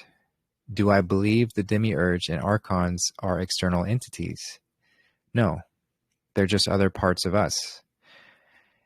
Our self-serving ego manifest. Do I believe this iteration of creation has largely been formed by this self-serving egoic side of us? Yes. It's a cycle, like night and day, a large cycle of about 25,000 years. So half of that 25,000 year cycle, if you consider that one 24-hour period, then 12 hours of that, or 12,500 years, would be quote unquote night, which we've been in most recently. So during this time, the antichristic or demiurge, demonic, self-serving, separation, believing, egoic side of us is more prevalent. Just like at nighttime, it's much easier to commit a crime. It's much easier under cover of darkness to do things that are evil. So we've been in a period of time, a long period of time, where it's been more advantageous or easier for darkness to consume. So what we're moving through now is we're moving from night into day, where the Christic, angelic, unity consciousness side of us is more prevalent. Both are necessary for the experience to exist. The difficult part will be to carry the day into the next night cycle, so we've got to store up this light like energy in a battery or oil in a lamp to help keep the lights on when night falls again. Because after this next 12,500 years of quote unquote day, night will come again. Or just like Game of Thrones talks about, winter is coming. There is going to be a cycle where we move back into a darker, potentially darker area. And that will be our test, is how much have we learned? How much have we remembered? How much are we able to gather this light that's much easier to collect in the day, but collect and carry it forward with us through the night? So it's quite the challenge, I said. So that's how I'd prefer to frame the demiurge, is not as this like external being that is domineering and has created this slave reality, because that's where a lot of those concepts kind of lead to, is that, you know, by us incarnating here, we're in a trap, we're in a prison reality, and there's lots of follow-up concepts within that. And I don't at all believe in a overarching trap or a concept that is encapsulating to this degree. Now, the way that this society has been set up is entrapping. Yes, it's designed to get us to believe that we are small, insignificant, that we are just worthless sinners, that we are, we're incapable of doing anything without some authority figure, without some church or some government to do something for us, without some expert or voice of authority to tell us what to do. Everything within society is designed to make us as powerless as possible. Whereas the reality is we are empowered beings of light. We're here to remember that. You know, we are angels, these angels of light. And we've just forgotten, because it's been nighttime, and it's easier to forget the light in the night. You know, it's part of it. So the demiurge is not some inescapable force that we have to, vanquish or escape to some other reality. There's a lot of manipulation, I feel, in other religions of things like Buddhism, which is all about escapism, as if this is just a prison reality or some hellish experience that we're supposed to escape from. No, we're supposed to bring heaven to earth. We're supposed to bring the light back here and shine that light, allow the divine God to flow through us, to bring the light to the space. So if the demiurge concept, if it serves you in framing that in a way of recognizing that, yeah, this side of us really did a good number of creating a prison planet, creating a prison reality. But it's not anybody else doing it to us. We did it to ourselves. We fell into this level of disconnection, separation, this idea that we are somehow separate from the divine. We fell into that ideology. So the demiurge is just a concept to represent that existing within us. So anytime I attach myself to a concept that puts me in a smaller position, then I'm allowing my quote unquote demiurge within me to rule that reality. And it's not even a bad thing either, because that eventually will encourage me to break free of that idea, that concept, to re-emerge as the king or queen of my domain fully centered and connected to God in all moments, not separate from. But until I'm ready for that, then I will keep believing that I'm small, insignificant, disconnected in whatever way. So that's how I prefer to frame those concepts, and why I'm careful of, and just concepts in general. It's like they can be so helpful, and I love to speak about them because they're very helpful in framing things, and I get really excited about talking about them in different ways and putting things together in these. But if any concept becomes an idea that either makes it too complicated, that I'm losing sight of the simplicity of what it is, or creates some idea that there is some layer between me and the divine, then yeah, I'm losing sight of it, and I'm actually falling into what might be considered a demiurge influence, where there are layers of there's a hierarchy between me and the divine. There's a hierarchy between me and God, which is whether it's imposed through religions or my ideas around different angels or demons or whatever, or even the alien narratives, or even the science ways. That each of those are traps to fall into, to give me some perceived authority figure, some layer between me and the Most High, which is not separate from me. So that's how I like to frame the idea around the demiurge. Again, it's a useful concept, and I'm not rejecting what it is and how it's spoken about, but just how it's framed and really incorporated is important to consider, and not get too carried away in any concept. But yeah, I know I don't know if you want to speak on it more, Darth. I know Darth has been doing a lot more study on the demiurge, and I've really enjoyed reading some of your posts and watching some videos you've posted. Do you have any more you want to share on that topic? Sure. So is the demiurge real? I gotta say, I have to say, it's very, wow. Is the demiurge real? Yes. I got to say that the demiurge is real and the monad is real. Because what is the demiurge? The demiurge is what happens when you believe that you are separate from God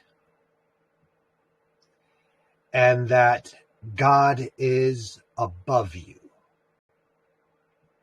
It's the relationship. So the demiurge is a very specific type of relationship.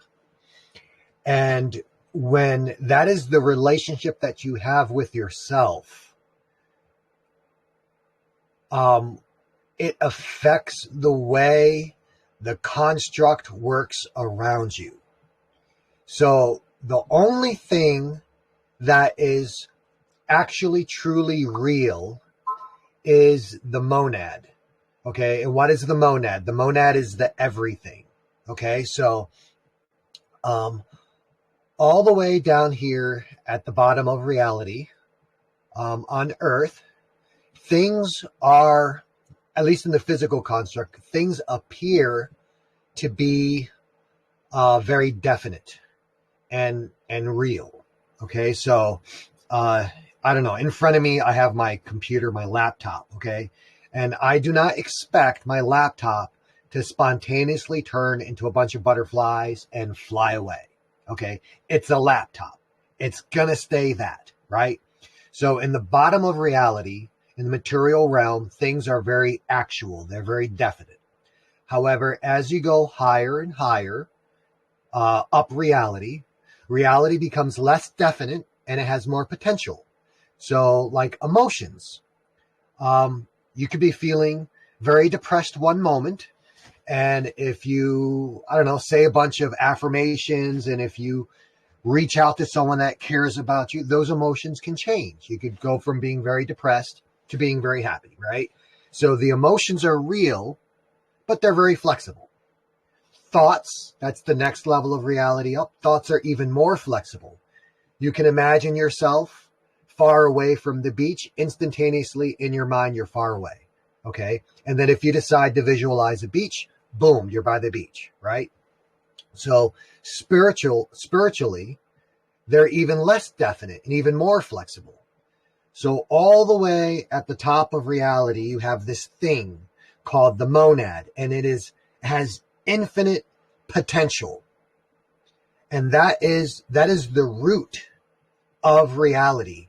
But like roots, it's underground, it's invisible. You walk past a tree and you only see the part that's above the ground. You only see the part of the tree that's in the wind and blowing. You don't see the roots. The roots can go down dozens of feet, right? And so that's how the monad is. It's invisible, but it is our root. It's where we come from. It's the same thing as what we are. And there's no separation from it. Okay, so we're both one thing and we're two things while remaining one thing, right? But when you separate yourself from the absolute source that you are, and you believe that you're something actually separate from it, and then you believe that it's up and above you and over you, that creates a type of relationship where now you don't have any common cause with it. Okay, so like if my children come to me and they ask me for something, obviously if it's at all possible for me to give it to them, I will gladly give it to them. But if my children just go to some guy that doesn't know them and demand something, what feeling is there, right? And so when we separate ourselves from God and we think we're something separate from God, then if we pray to him, why should he answer? We're not his family. We're not his friends. He's never around. He doesn't come over for dinner. Why would God do anything for us if he's separate from us, if he has no root cause with us? And so then what happens is, because we have that relationship with ourselves, which is God, then the God within us that is concealed, but still God and still has power of God, then changes the way that reality behaves around us. Okay, so let me rephrase it. So you're God. As God, you have the ability to create and destroy worlds and change anything. But that power is concealed from yourself for good reason, so that you can exist as you, and so that you don't destroy the world accidentally, right? You don't give nuclear weapons to a child, right? So your power is concealed from you so you can have a lesser experience and not destroy reality by accident, but you still have the power. And if you think that God is something separate from you and on a hostile basis, then how will that divine power manifest in the world around you? Then reality is very hostile towards you. And all of a sudden, the God that you experience is the Demiurge, Yaldabaoth, Yahweh, very legalistic. Oh, you want something good? Well, you weren't good enough. Oh, you really need something from me? Well, what have you done for me lately? Right? And it creates a hostile world. And it's inevitable because you're God and you have a hostile relationship with yourself. But once you understand that you are God and you are all things through God, then the divine power within you is transformed into a very friendly force. And all of a sudden the world around you stops being hostile because the God within you makes it so. So is that effect real? Yes, that effect is real. It exerts real force around you. If you're alienated from God, the world will turn against you. If you're at peace and unified with God, which is yourself, then the world becomes peaceful. And you are free to be at peace with yourself, and others are free to be alienated from themselves. And the construct is big enough that everyone can exercise this choice and it doesn't break reality. Reality is infinitely flexible and infinitely stable. So it's very useful to recognize this story of the demiurge versus the monad. It's very useful. And it exerts power. And it's a real thing because we make it so by believing in it. And it exerts force even if we're not consciously aware of it. So yeah, I love the monad. And that whole system of use is really powerful. It also amplifies the law of attraction, because when you're operating under the demiurge system and you're trying to exert spiritual force, you're fighting yourself and you're fighting the world that you're manifesting, and you're fighting your own emotions, struggling to maintain the motion necessary to manifest the thing that you want. But once you switch over and realize that you're the monad, then now instead of having to fight yourself and fight your own emotions, now you just have authority. And then you get to just declare whatever thing that it is that you need done. However, you have to be in alignment with your true self. So you might say, I want money, right? Oh, I want to win the lottery, but do you really? If your truest, highest self doesn't care about that, maybe your truest self wants the struggle. Maybe your truest, highest self wants you to learn the certain skill set or do things a certain way. So once again, while there is your highest, truest self, you have to yield to it. And there's the ego process that can alienate you from yourself. So it's a paradoxical way of thinking, and I don't really think any words can really truly encapsulate it. But like, if I talk about it enough, or you hear about it enough, or you think about it enough, the monad within you, the true self within you, will realize what you're doing, and then help you cross, bridge the gap. Yeah, beautifully said. Thank you for that. It's like, yeah, like you said, the effects are very real. The effects of the absence of the connection, the effects of the disconnection are very real, especially because it becomes self-imposed in these, putting the false self and having that be our projection of what we're experiencing. We are the projector. Whatever we're projecting, whatever we're creating internally, we're projecting externally, and that's what we're receiving. That's what comes back to us. So if our internal reality is projecting this idea that I am separate, and then through my false self comes the inherent nature of the false self to judge, and then it creates this false God that becomes this judgmental, imposing, separate, force that does have a very substantial effect on my life. And to come back to that is the simplicity of it, which is very challenging to do, especially given the as I mentioned, this cycle and what we're moving through is the cumulative effects of a very, if you will, demiurge heavy society creation. So we're at the tail end of that. So it's the hardest to come back to that connection point. But as I said in the beginning, that creates quite a gauntlet to prove who is courageous enough to reclaim their sovereign right, their authority, connecting back with the true self, the monad. So yeah, thanks again for explaining that as beautifully as you did. And I will just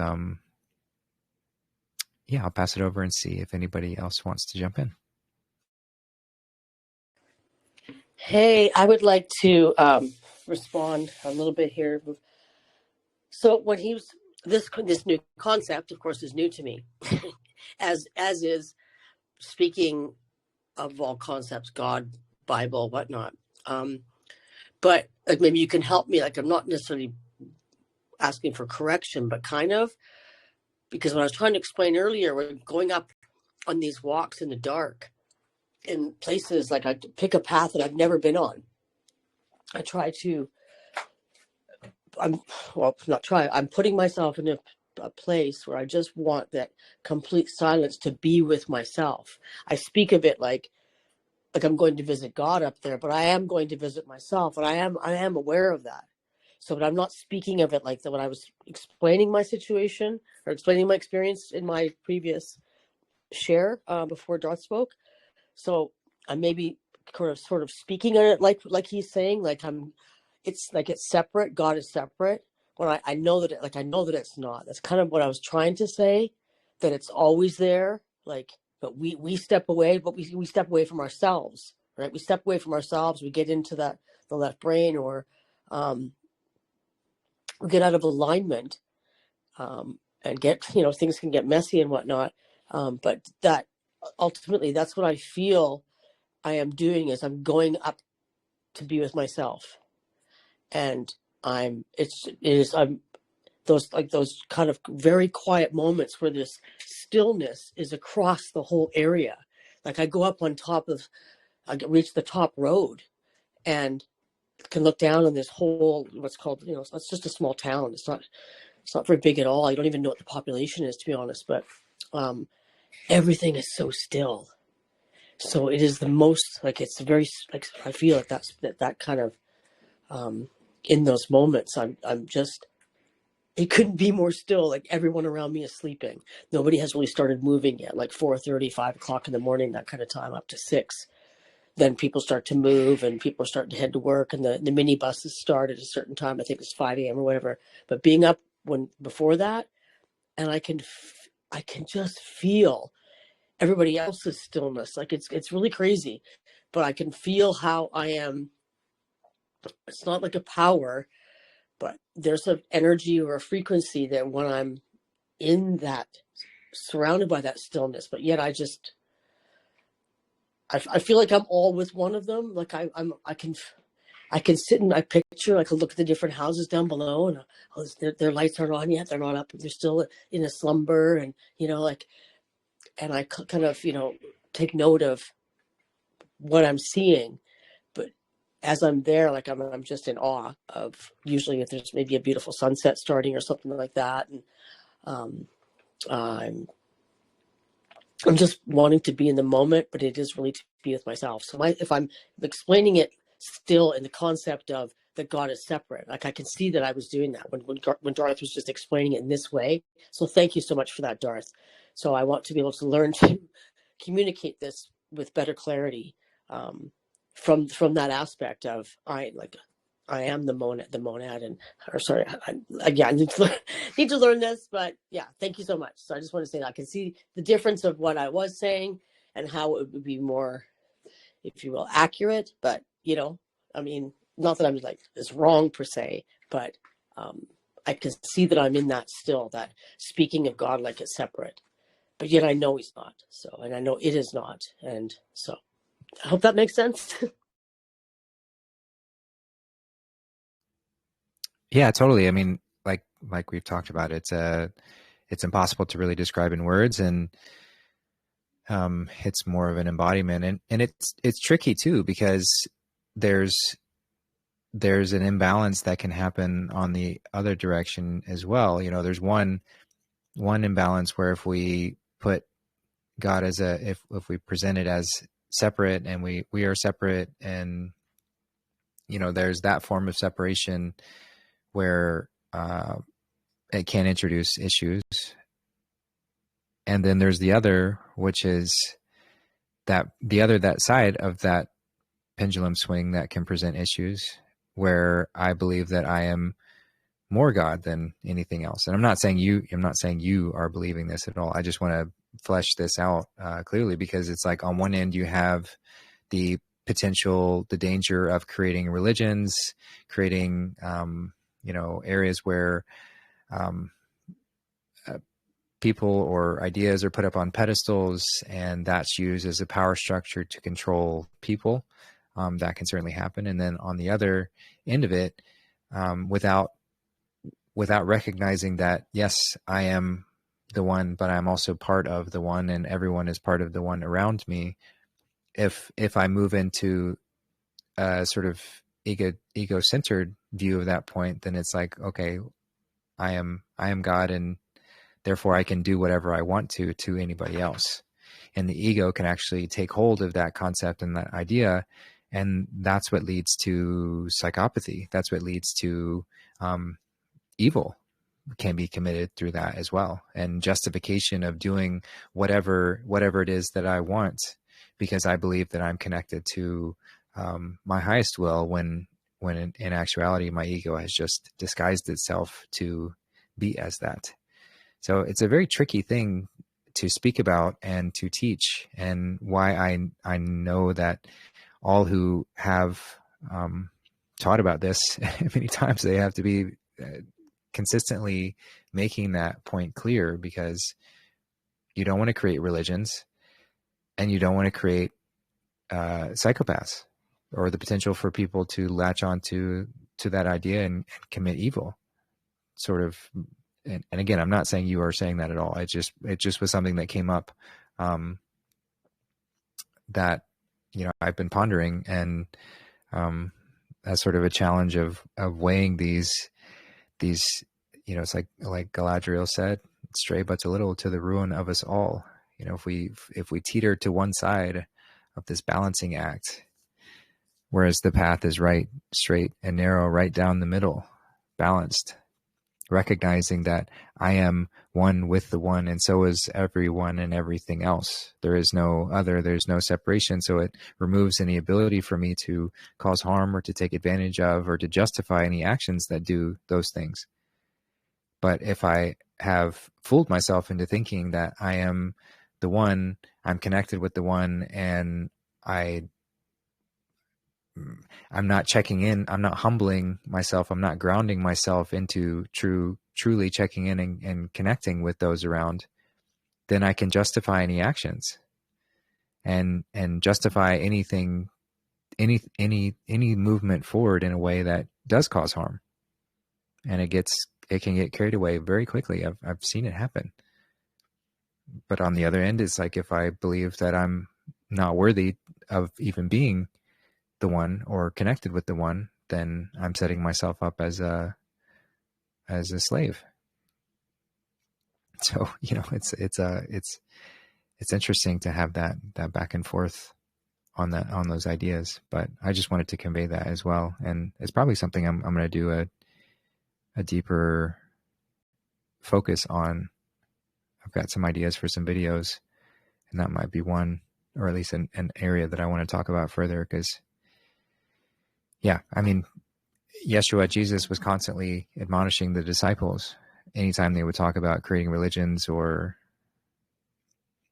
creating these ideas of, and of course he couldn't even speak about it openly, because if he did, it would be considered blasphemy. But he was very, very against the creation of religions, these mechanisms of control and ways for people to distort the divine will, divine message, and put it in a box and give people the ability to control it. And at the same time, I'm sure to his most trusted people he spoke to, I had imagined he would be very clear about being careful about letting these ideas go to our head, go to our egoic false self, and in thinking, oh, my ego is God, and therefore it can do anything. I can do anything. I can take anything. So anyway, just some more thoughts thrown out there. But thanks for listening, and I will I'll pass it back and see if anyone wants to jump in, either on this topic or take us any which direction. You're more than welcome.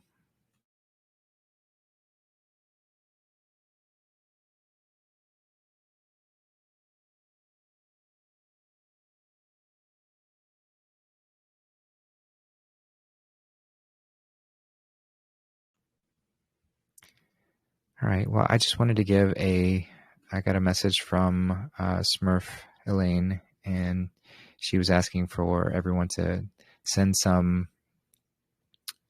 healing, send some protective energy, some prayers towards Victoria, Australia, who they're having a lot of wildfires, or who knows what kind of fires or why they were started, but it's affecting the area greatly in this moment. So please send that their way. Keep them in your thoughts and prayers, please. That would be very much appreciated. So thank you, Elaine, for passing that along. And yeah, we'll definitely do that.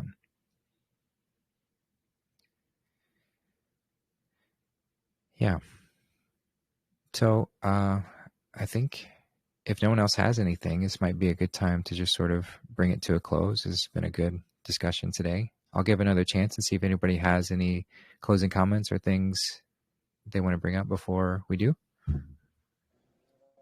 Oh, I see Rowan. Go ahead. Hey there, you guys. Yeah, thank you again for having me on here, and just been doing more listening than trying to do more of that as much as I can. But how can, because I want to respect what you mentioned at the beginning of the show, but holy cow, news to me. I feel like I'm under a rock, apparently. But anyways, nothing but love for everyone. I just feel like this world is insane, as we already know, and things happen. And I've had my own moments. I think everyone has, but to each their own. We gotta just do our best and try not to worry about everyone else as much as often as possible. Yeah, no, that was a bit of a shocker, but yeah, I just wanted to express my gratitude for, regardless of what happens, that I'm grateful to learn from it, that because I'm one of those types of people that likes to make not in a toxic, optimistic way, but to learn from everything. And I definitely learned more today. And that's really all I needed to say, and wanted to, thank you for being so open. That's not what I was expected to hear. But nothing but love for everyone here and beyond. We can only pray and send prayers to those and love others from a distance. Like, similar to me, as it struck a chord with me, because I've had a very I've heard similar stories. It's just kind of shaken, actually. But just learned a lot, and I'm grateful for all of you here, and you too, Justin, for hosting this, of course, and making all the efforts, regardless of what you go through, man. It's always worth it. We're always grateful for you, and we love you. Thanks, Justin. Thanks, Ron. I love you too, brother. And yeah, it's not always easy, and yeah, I'm grateful. I am very grateful as well. And like you said, we get to learn things from every situation, everything that comes across, and we get to take, we're all going to learn different things maybe, but just to find, instead of just focusing on what we don't want to hear about or disappointed with or anything, it's like, okay, what can we learn from this? What can we learn about this? Not necessarily to even change anything about the specific circumstances, but just to move forward in our own lives. How can we shift? And yeah, so I appreciate that reflection and appreciate the kind comments. And I'm just going to keep doing my best. I'm just showing up and doing the best I can. I'm never claiming perfection or like I've got it all figured out. I'm just learning and growing, and I don't, I don't want anyone to ever put me in any other category other than that. I'm just a humble servant showing up, just learning through this whole thing and figuring this wacky experience out, and remembering who I truly am as well. Sometimes I forget, of course, as we all do. but it's great to remember together, and I'm grateful for that. So yeah, go ahead. Justin, Yeah, go ahead. I just wanted to ask, since it's my first time on here, do you come on a daily basis, weekly, or because I don't know? Yeah, so it's on a weekly basis on this platform. So every Thursday at 3:30 Eastern is when we do these shows, and I've been doing it for a couple of years now. I'll take breaks here and there, but largely every week on Thursdays. So you're more than welcome to come back anytime. And yeah, I post them. I'll post the recordings, and I post them on YouTube as well. And yeah, it's a great space to connect. So really appreciate you adding to the frequency today. Thank you. And I wanted to say thank you to those that have reached out to me. Thank you very much. Thanks everybody. Thanks for doing that. Yeah, it's a very loving, beautiful community, and yeah, I'm really, really, really grateful for that. So yeah, anyone else got any closing comments before we wrap up today? Yeah, Justin, it's Sarah here. I just want to say how I often feel softened, in a good way,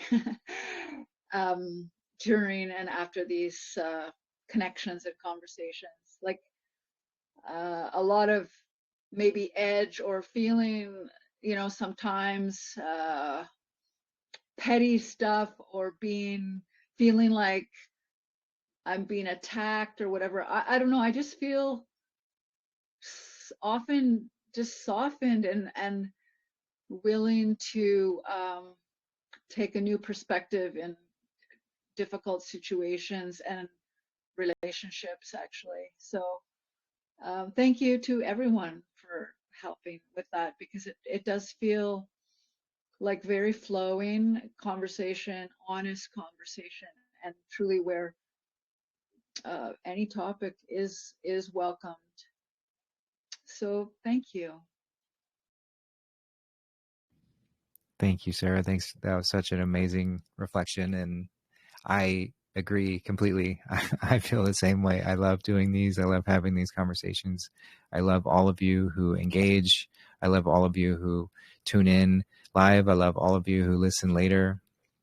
It's a wonderful thing that happens, and each week it just, yeah, they're all amazing. They really all are. So thank you so much for saying that, Sarah, and so glad that you're here. Yeah. Anyone else have anything before we close out?